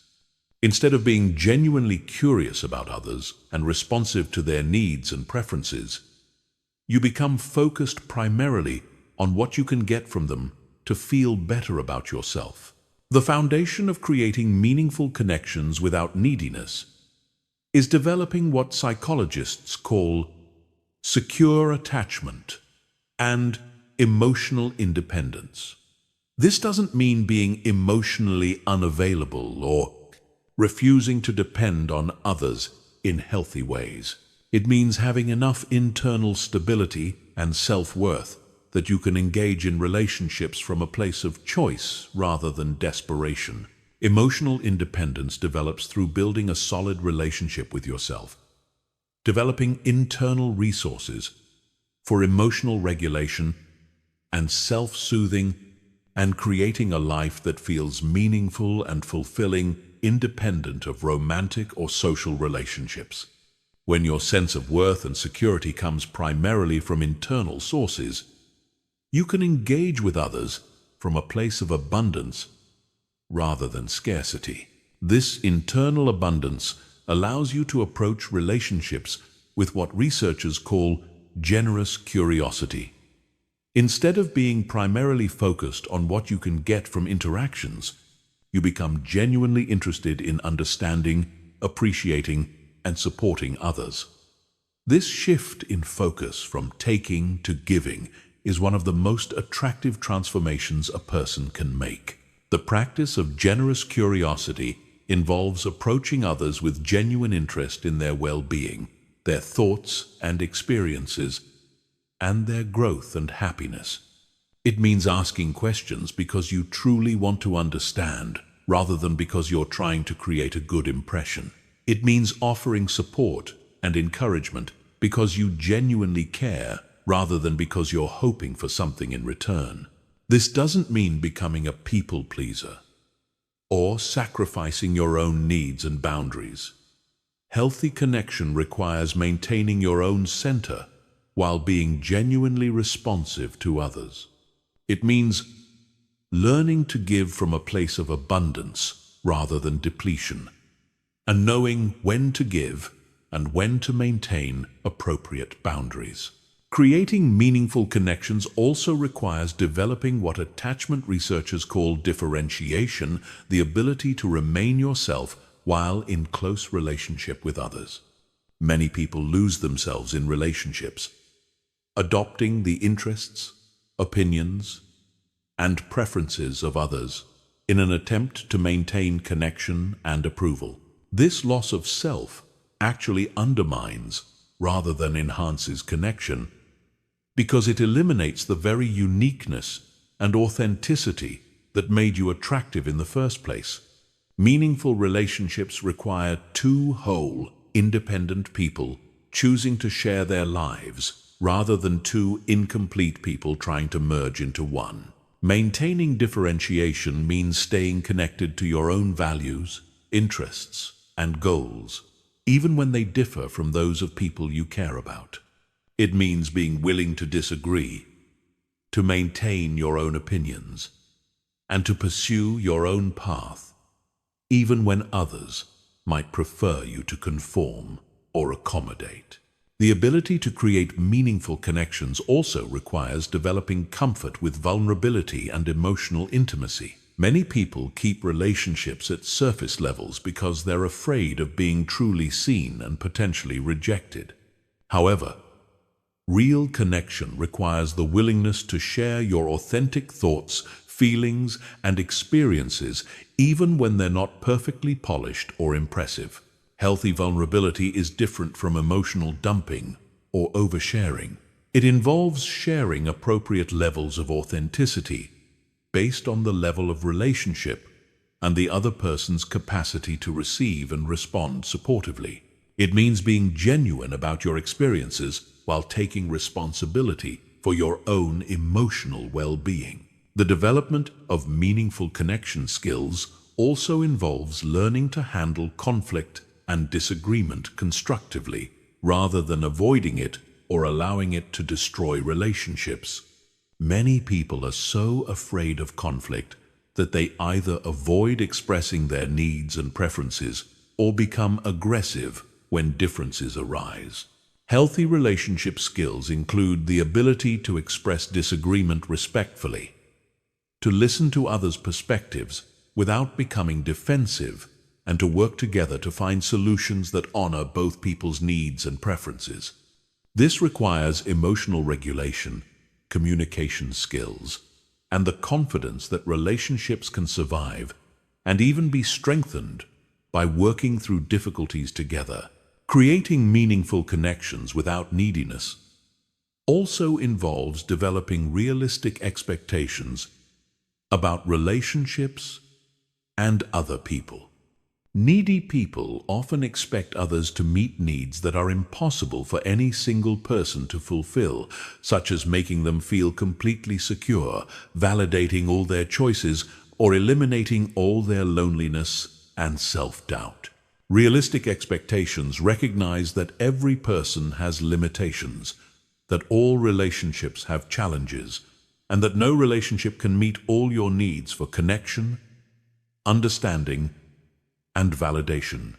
This understanding allows you to appreciate what others can offer while taking responsibility for your own emotional well-being and life satisfaction. The practice of creating meaningful connections also involves learning to be present with others without agenda. Many people approach social interactions with hidden agendas.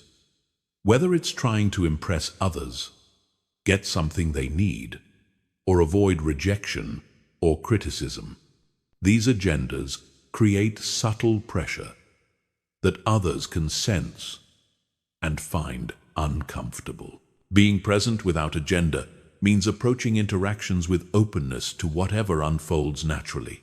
It means being willing to have conversations that don't lead anywhere specific, to enjoy someone's company without needing to achieve any particular outcome, and to let relationships develop at their own pace without forcing or manipulating their direction.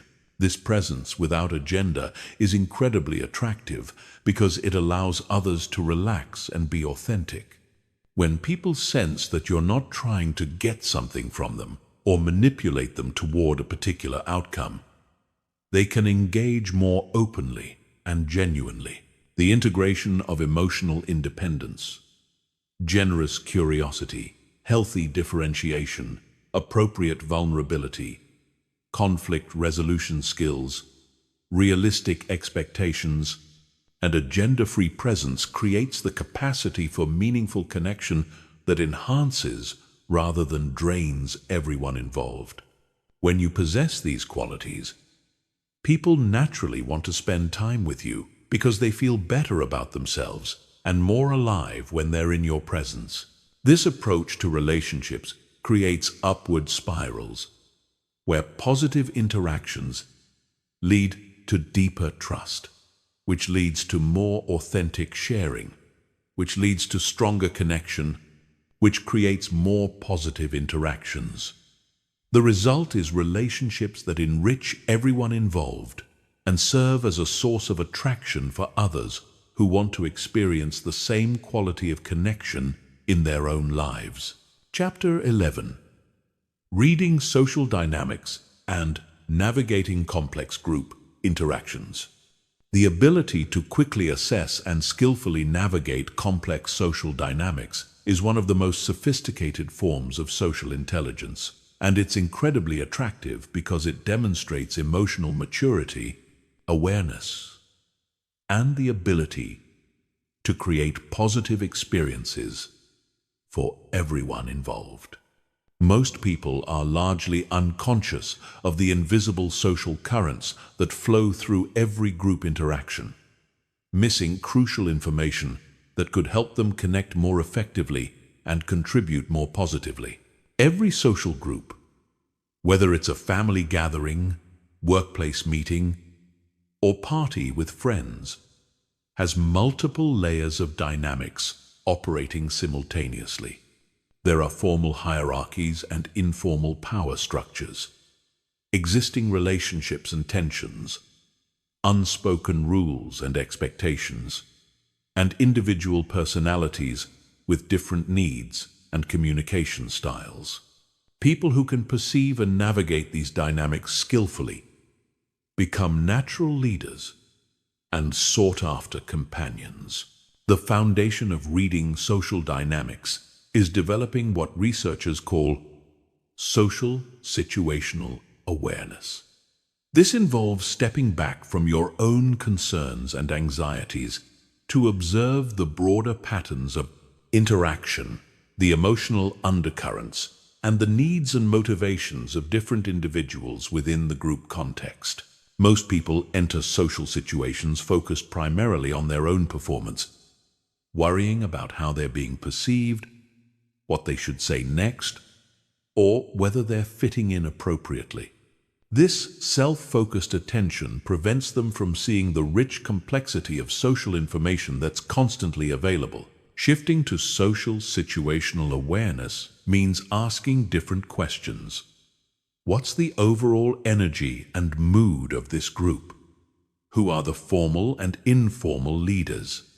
What are the unspoken tensions or alliances? Who seems comfortable and who seems out of place? What does this particular group value and appreciate? How can I contribute positively to the collective experience? The skill of reading power dynamics is particularly important for navigating complex social situations effectively. Every group has both formal authority structures and informal influence patterns. Understanding who has what kind of power and how they use it allows you to position yourself appropriately and contribute in ways that are valued and appreciated. Formal power is usually obvious through titles, roles, or explicit authority.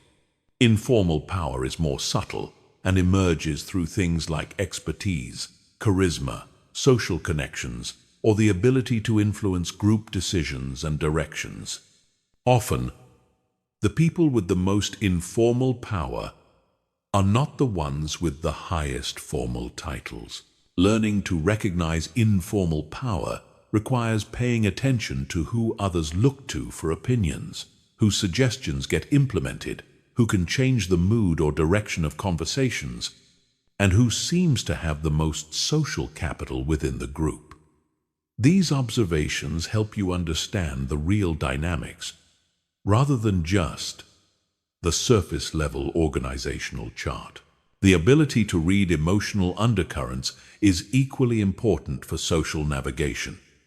Groups always have emotional dynamics that are separate from the explicit content of conversations.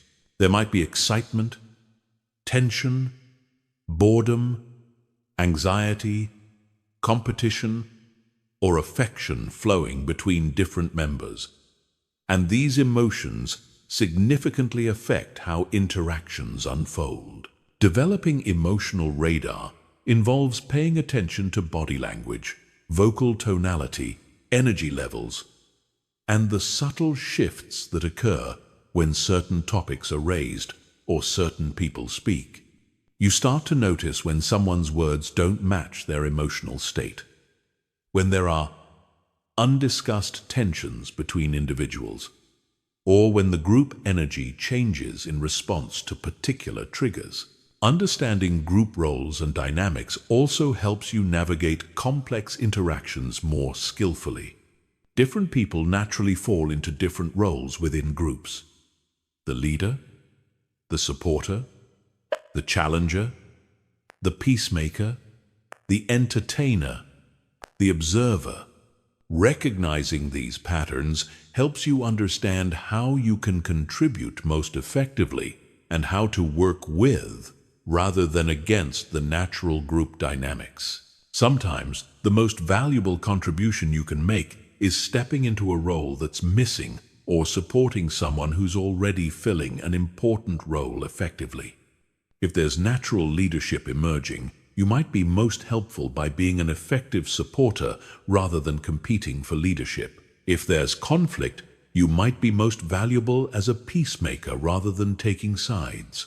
The skill of strategic positioning involves understanding how to place yourself within group dynamics to maximize your positive impact and minimize unnecessary conflict or tension.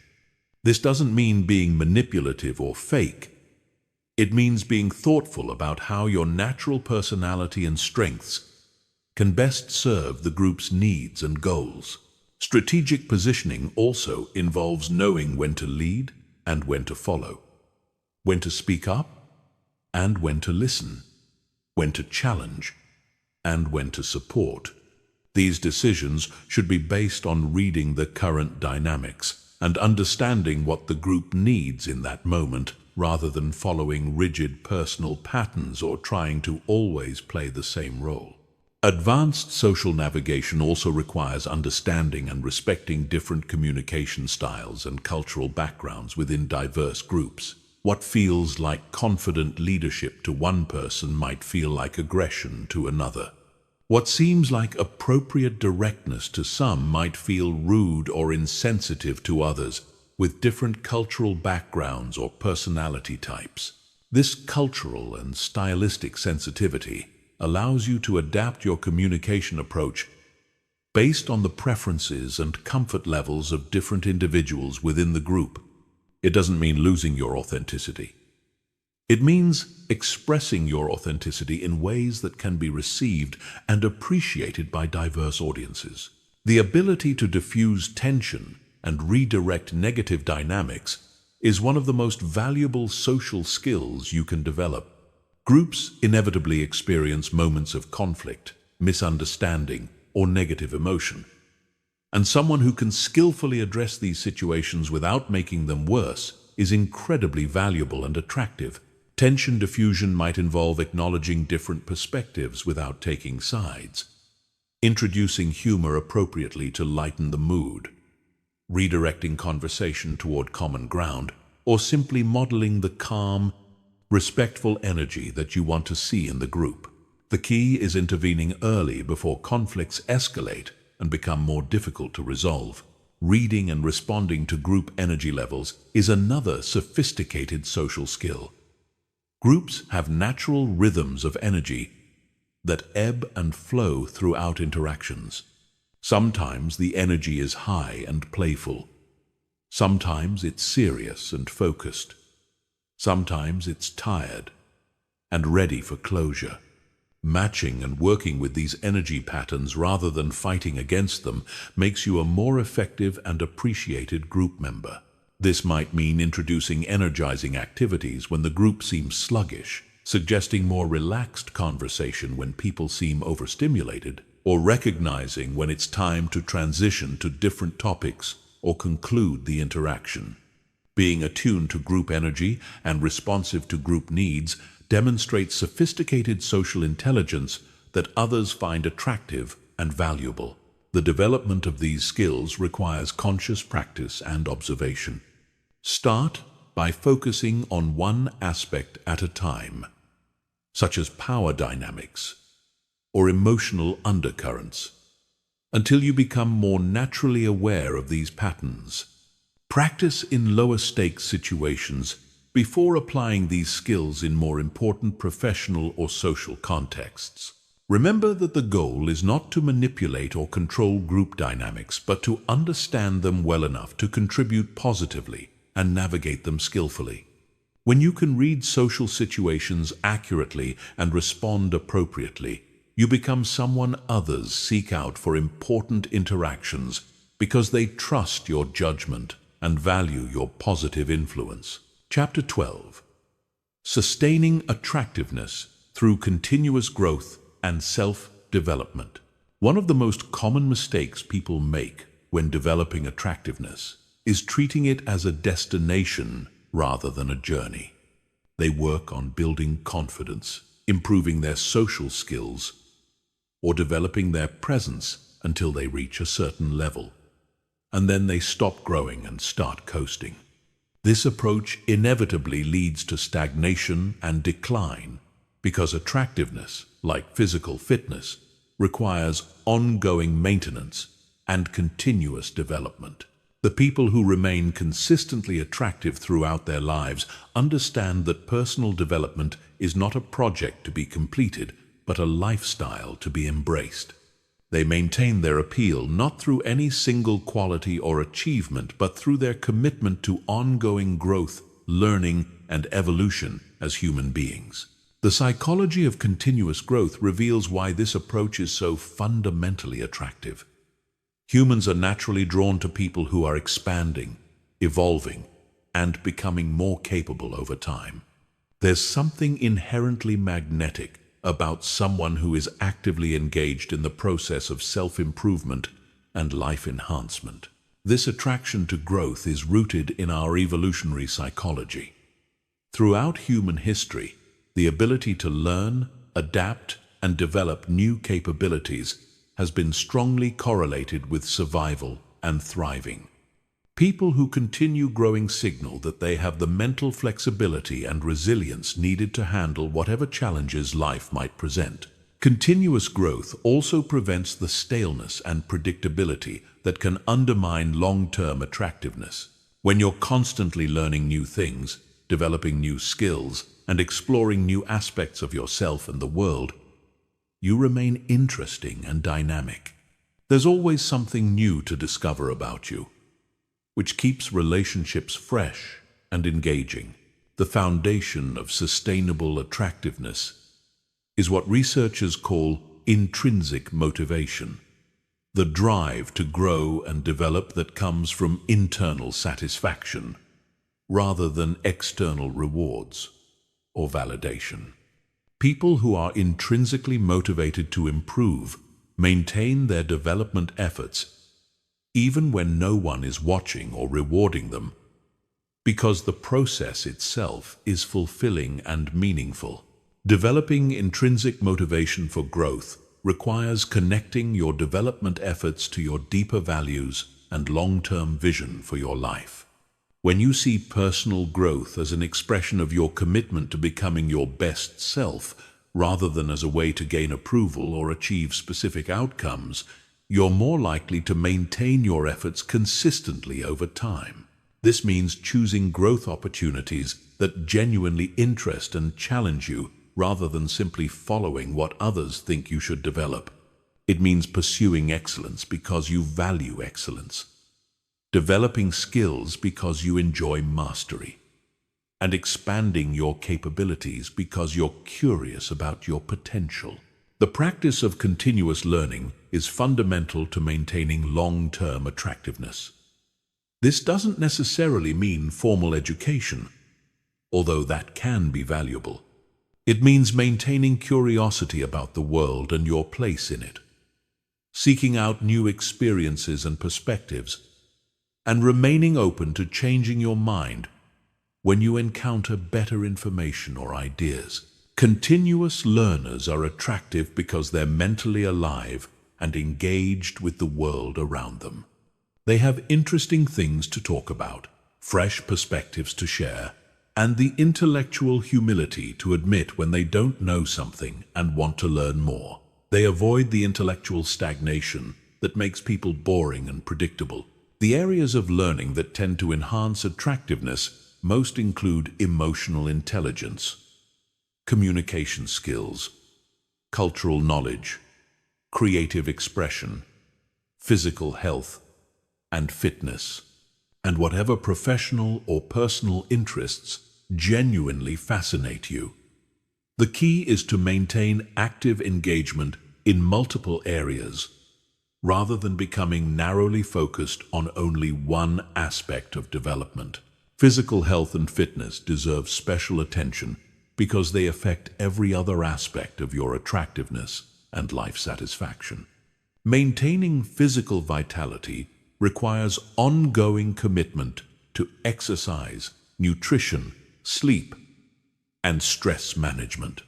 This isn't about achieving perfect physical appearance, but about maintaining the energy, confidence, and presence that come from feeling physically capable and healthy. The attractiveness of physical fitness goes beyond appearance to include the qualities that maintaining fitness requires and develops: discipline, persistence, goal-setting ability, and the confidence that comes from overcoming physical challenges. These qualities are attractive in themselves and tend to enhance every other aspect of your life. Emotional and psychological development is equally important for sustained attractiveness. This includes developing greater self-awareness, emotional regulation skills, empathy, resilience, and the ability to form deeper and more meaningful relationships. These internal qualities create the foundation for all external expressions of attractiveness. Ongoing emotional development might involve therapy, meditation, journaling, reading psychology, and personal development books, seeking feedback from trusted friends, or working with coaches or mentors. The specific methods matter less than the commitment to continuing to understand yourself more deeply and develop greater emotional intelligence and maturity. Creative expression and skill development also contribute significantly to long-term attractiveness. Having creative outlets and areas of developing expertise makes you more interesting and gives you sources of satisfaction and confidence that don't depend on other people's approval or validation. Whether it's music, art, writing, cooking, gardening, craftsmanship, or any other creative pursuit, having areas where you're developing mastery creates depth and richness in your personality. It also provides conversation topics and ways to connect with others who share similar interests. The maintenance of social and relationship skills requires ongoing attention and practice. Even if you've developed strong social abilities, these skills need to be exercised and refined to remain sharp.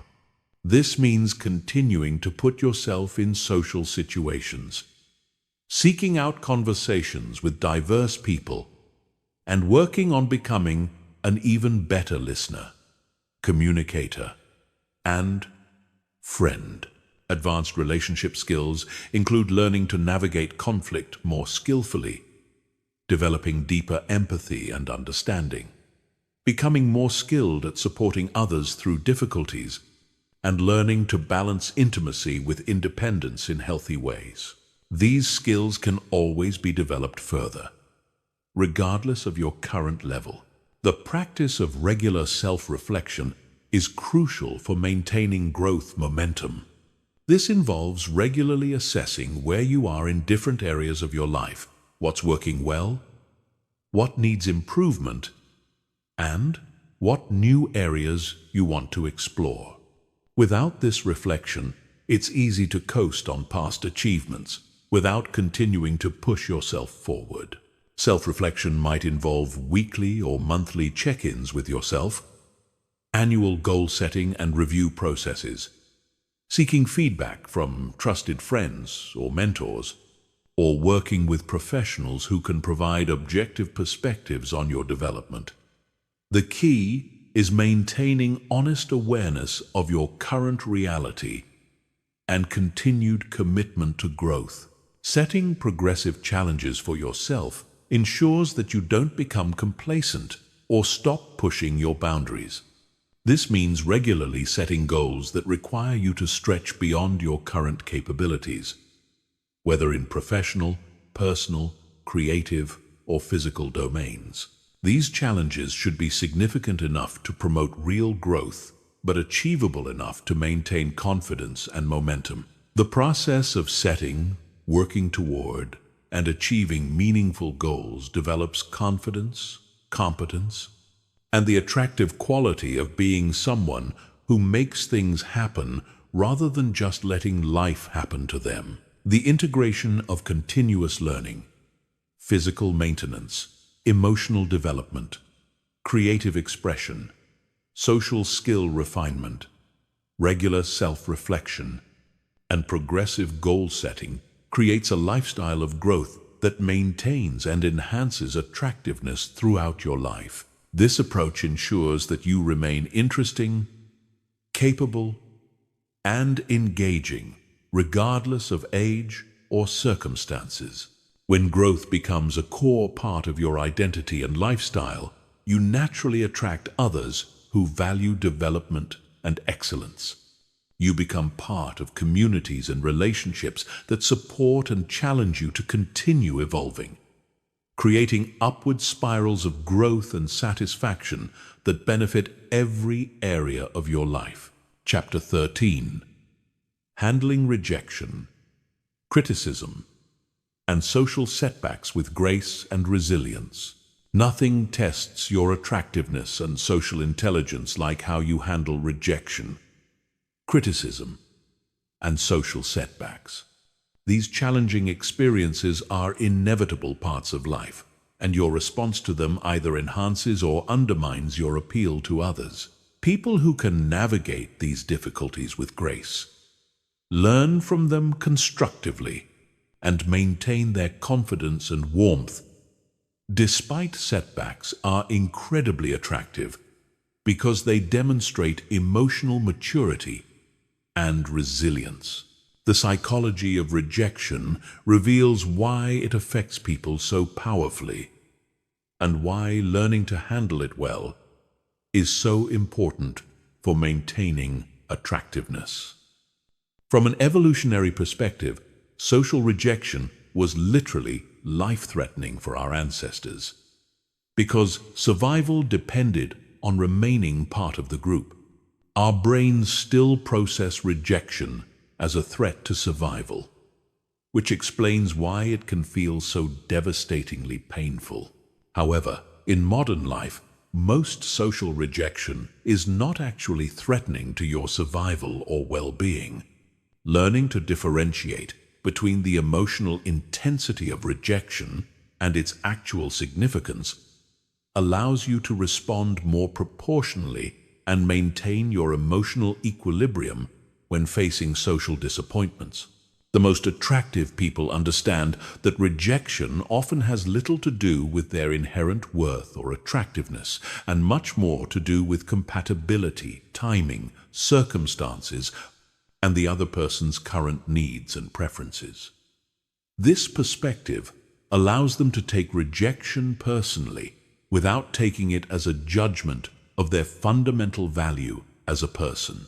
Developing this healthy perspective requires understanding that attraction and compatibility are highly subjective and contextual.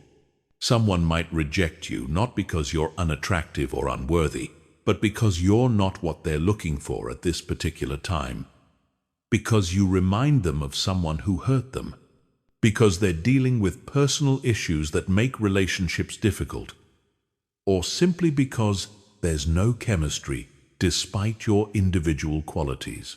This understanding allows you to maintain compassion for both yourself and the other person when rejection occurs. Instead of becoming bitter, defensive, or self-attacking, you can acknowledge the disappointment while recognizing that rejection is often about incompatibility rather than inadequacy. The skill of handling criticism gracefully is equally important for maintaining attractiveness and continuing to grow. Criticism, whether constructive or not, tends to trigger defensive responses that can make you less attractive and prevent you from learning valuable information about yourself and your impact on others. Attractive people have learned to receive criticism with curiosity rather than defensiveness. They listen to understand what truth might be present in the feedback, even if it's delivered poorly or with negative intentions. They separate the useful information from the emotional charge and use criticism as data for self-improvement rather than evidence of personal attack. This doesn't mean accepting all criticism as valid or allowing others to treat you disrespectfully. It means developing the emotional regulation skills to hear feedback without immediately becoming reactive, and the discernment to evaluate whether criticism contains useful information for your growth. The practice of extracting value from negative feedback requires asking yourself questions like, is there any truth in this criticism that I can learn from? What might I be doing that's creating this response in others? How can I use this information to improve? What does this tell me about this person's values or preferences? This learning orientation toward criticism makes you more attractive because it demonstrates intellectual humility, emotional maturity, and commitment to growth. People are drawn to those who can handle feedback well, because it signals that you're safe to be honest with, and that relationships with you will involve mutual growth rather than defensive interactions. Social setbacks, such as embarrassing moments, social mistakes, or conflicts with others, provide opportunities to demonstrate resilience and grace under pressure. Everyone experiences these situations, but how you handle them significantly affects how others perceive you and whether they want to continue interacting with you. The most attractive response to social setbacks involves acknowledging what happened without dramatizing it, taking appropriate responsibility without excessive self-blame, learning from the experience without becoming paralyzed by it, and moving forward with confidence intact.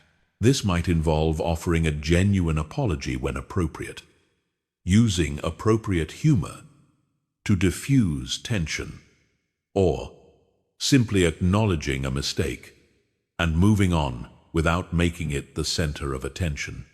The key is responding proportionally rather than either minimizing serious issues or catastrophizing minor mistakes. Developing resilience requires building what psychologists call cognitive flexibility, the ability to see situations from multiple perspectives and find constructive meanings, even in difficult experiences.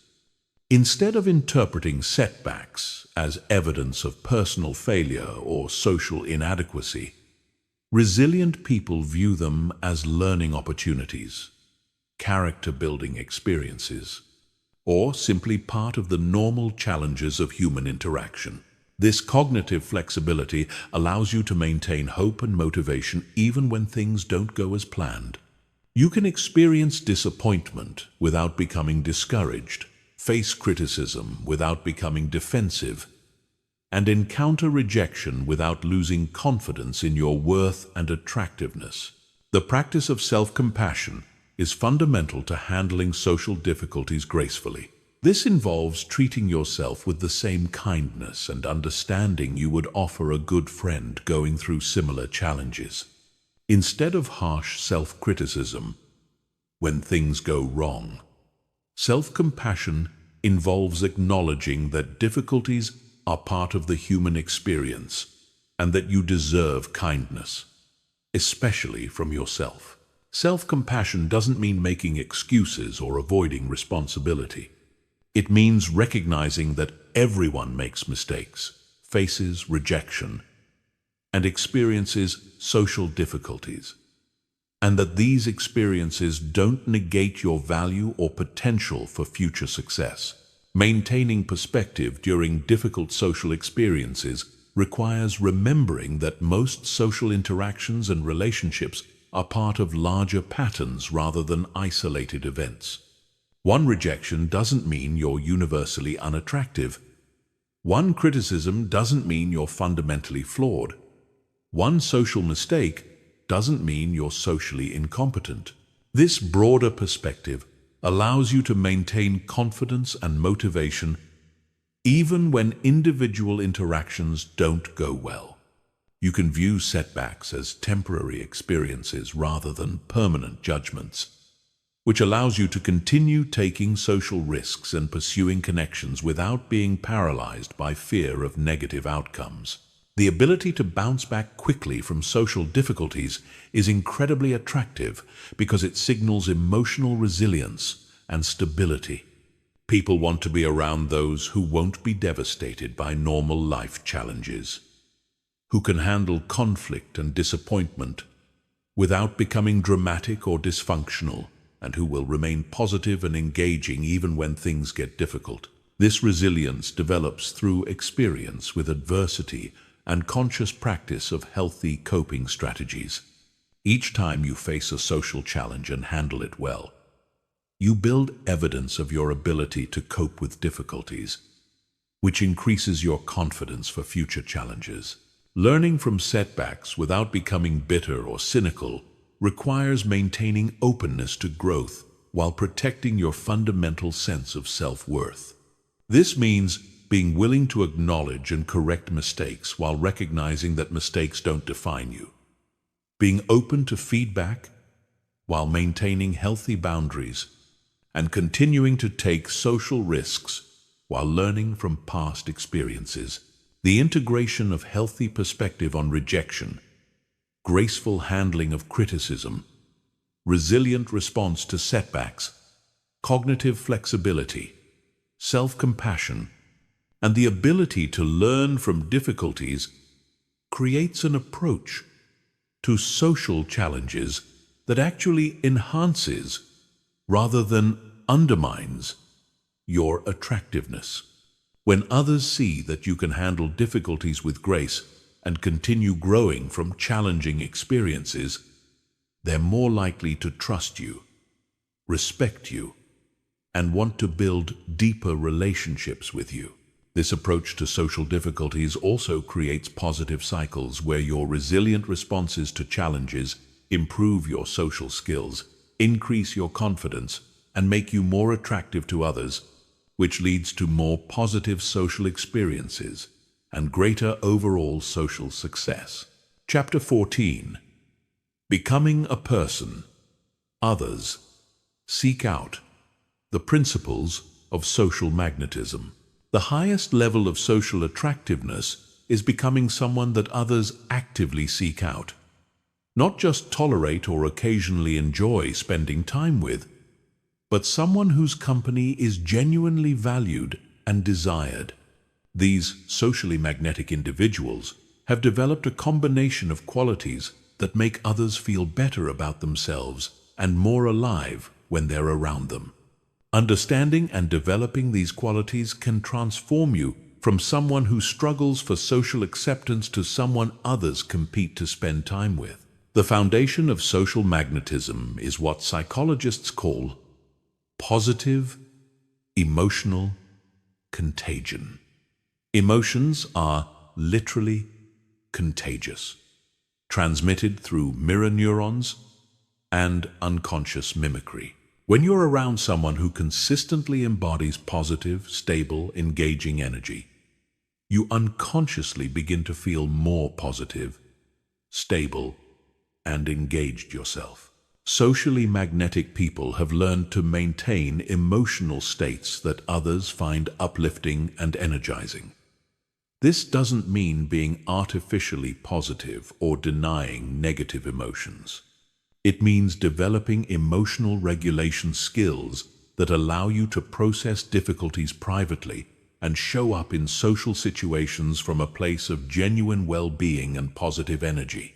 This positive emotional presence is attractive because it offers others a break from the stress, anxiety, and negativity that many people carry. When someone encounters a person who consistently radiates calm confidence, genuine warmth, and life energy, they naturally want more of that experience in their lives. The development of positive emotional presence requires working on your internal state through practices like regular exercise, stress management, meaningful work, healthy relationships, and activities that bring you genuine joy and satisfaction. You can't fake positive energy consistently. It must emerge from actual well-being and life satisfaction. The second principle of social magnetism is what researchers call unconditional positive regard.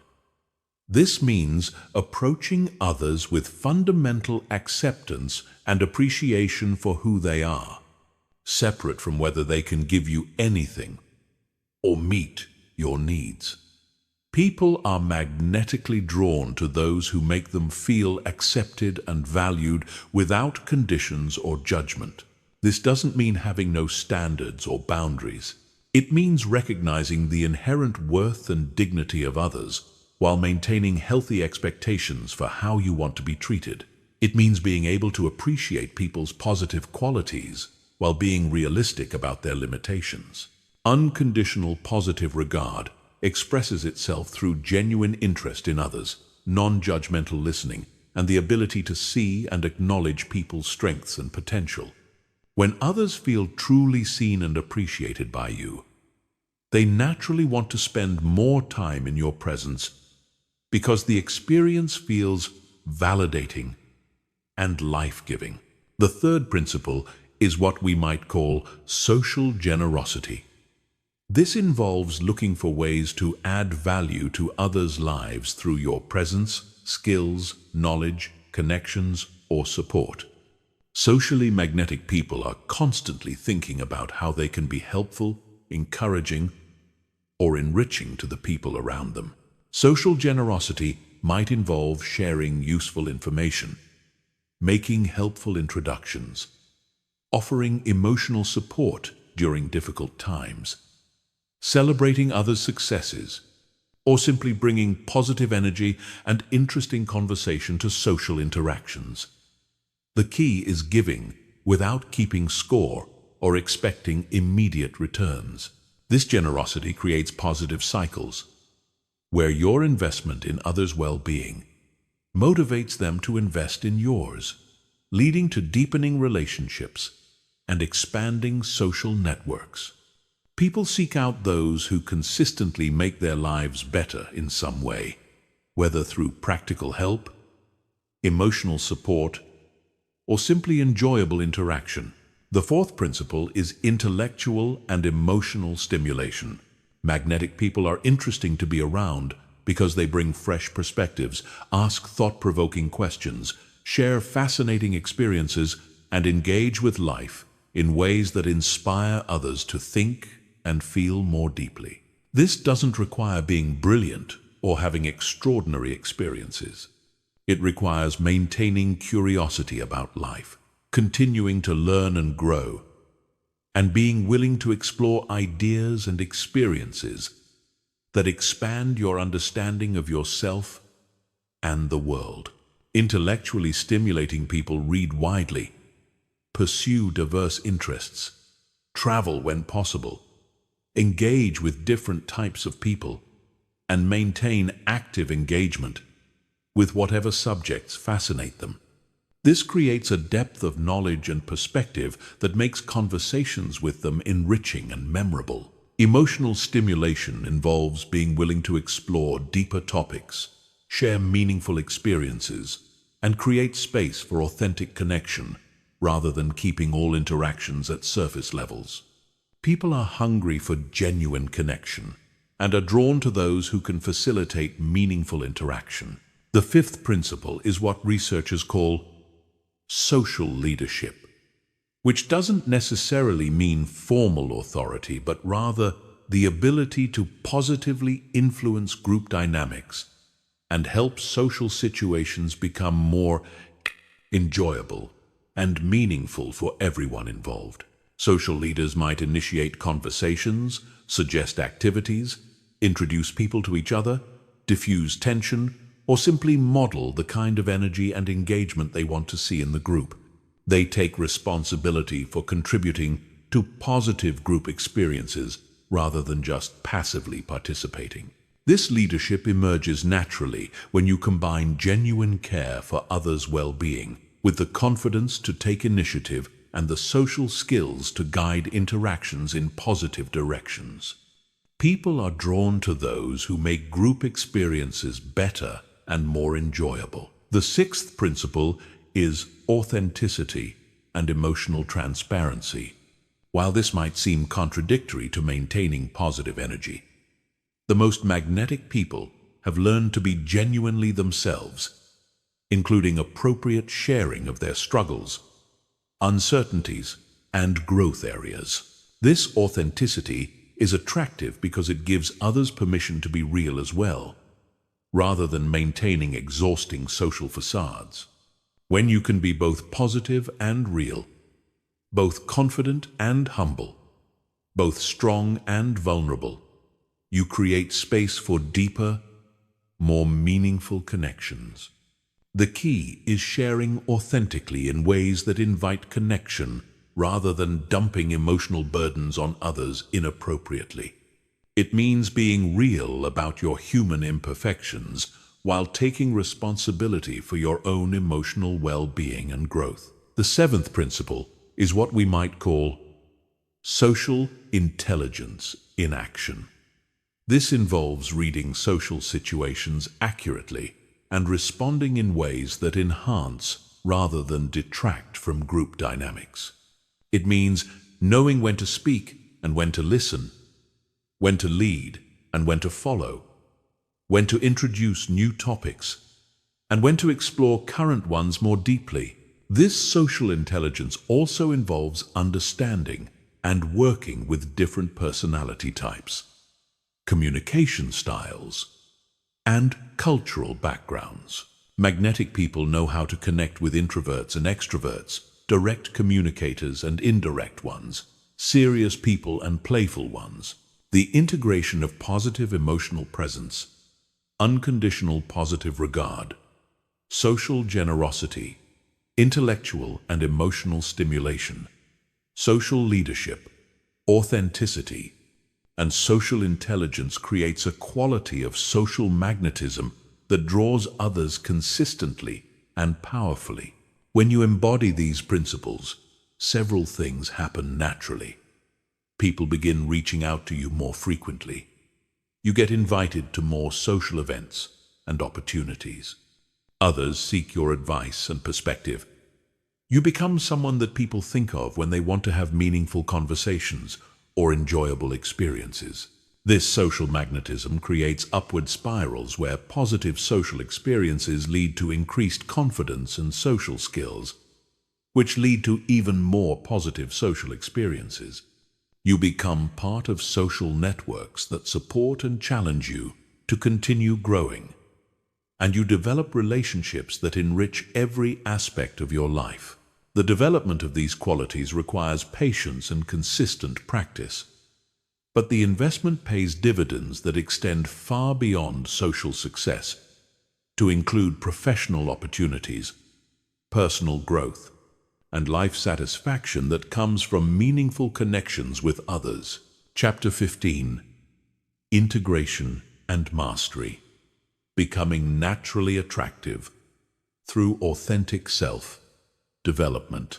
The journey from trying to be attractive to naturally being attractive represents a fundamental transformation in how you relate to yourself and others.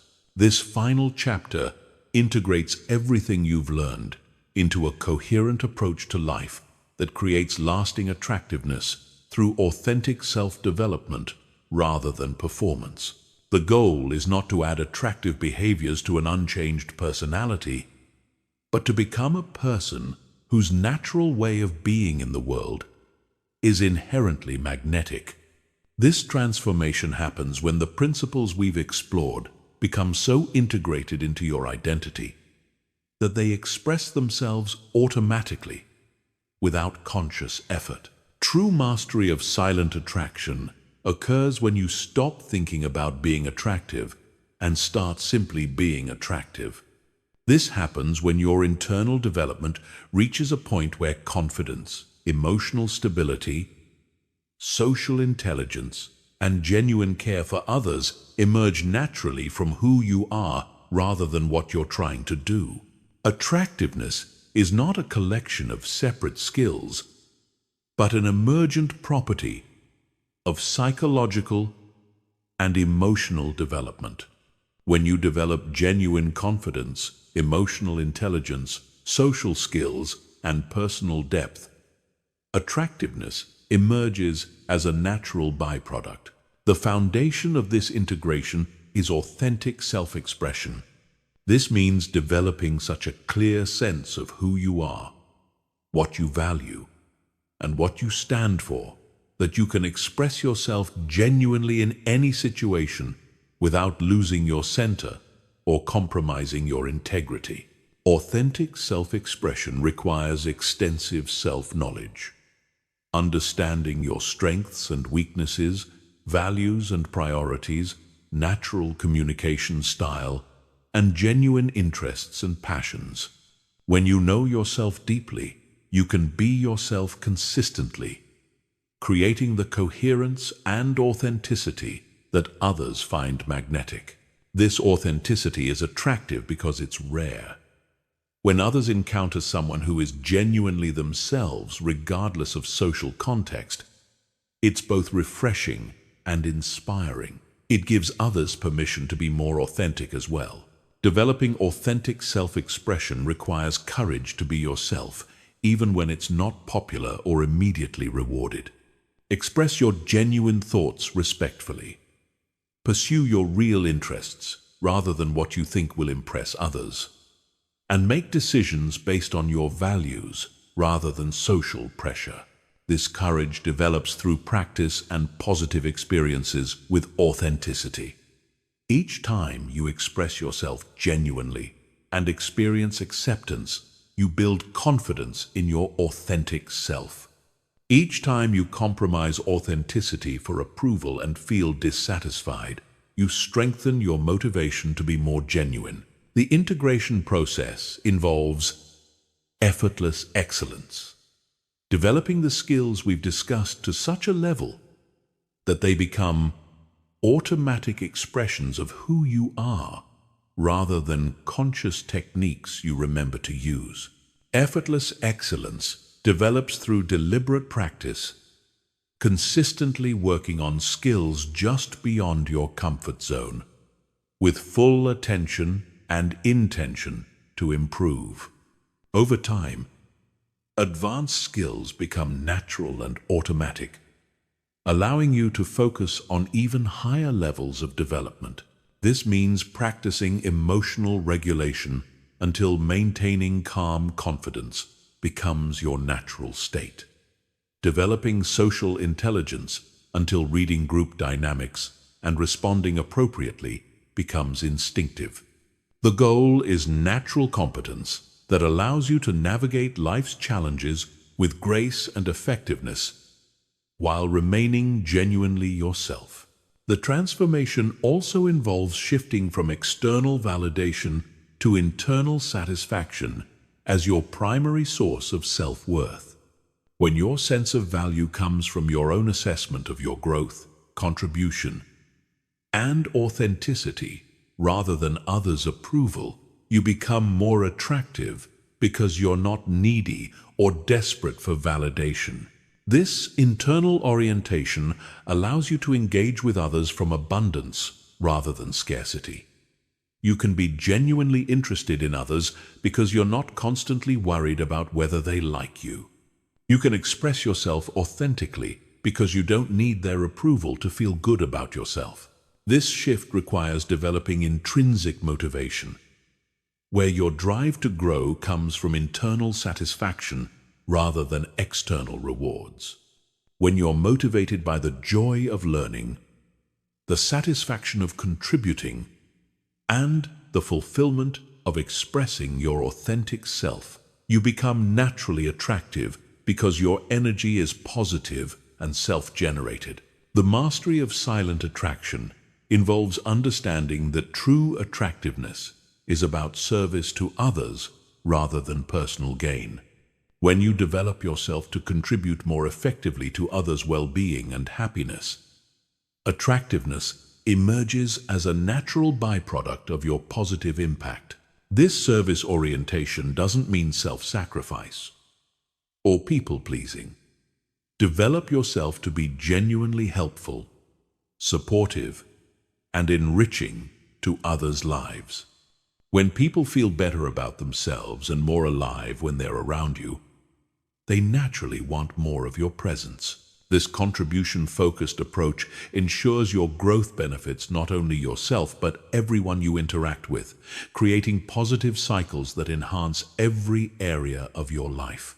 You become attractive not because you're trying to be, but because you're genuinely making others' lives better through your presence, skills, and attention.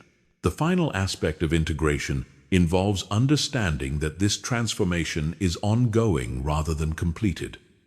Authentic self-development is a lifelong process of growth, learning, and evolution. The most attractive people understand that they're always becoming rather than already finished. This growth orientation keeps you interesting and dynamic throughout your life. There's always something new to discover about you, new depths to explore, new skills being developed. This continued evolution prevents stagnation and keeps you engaged with life in ways that inspire others.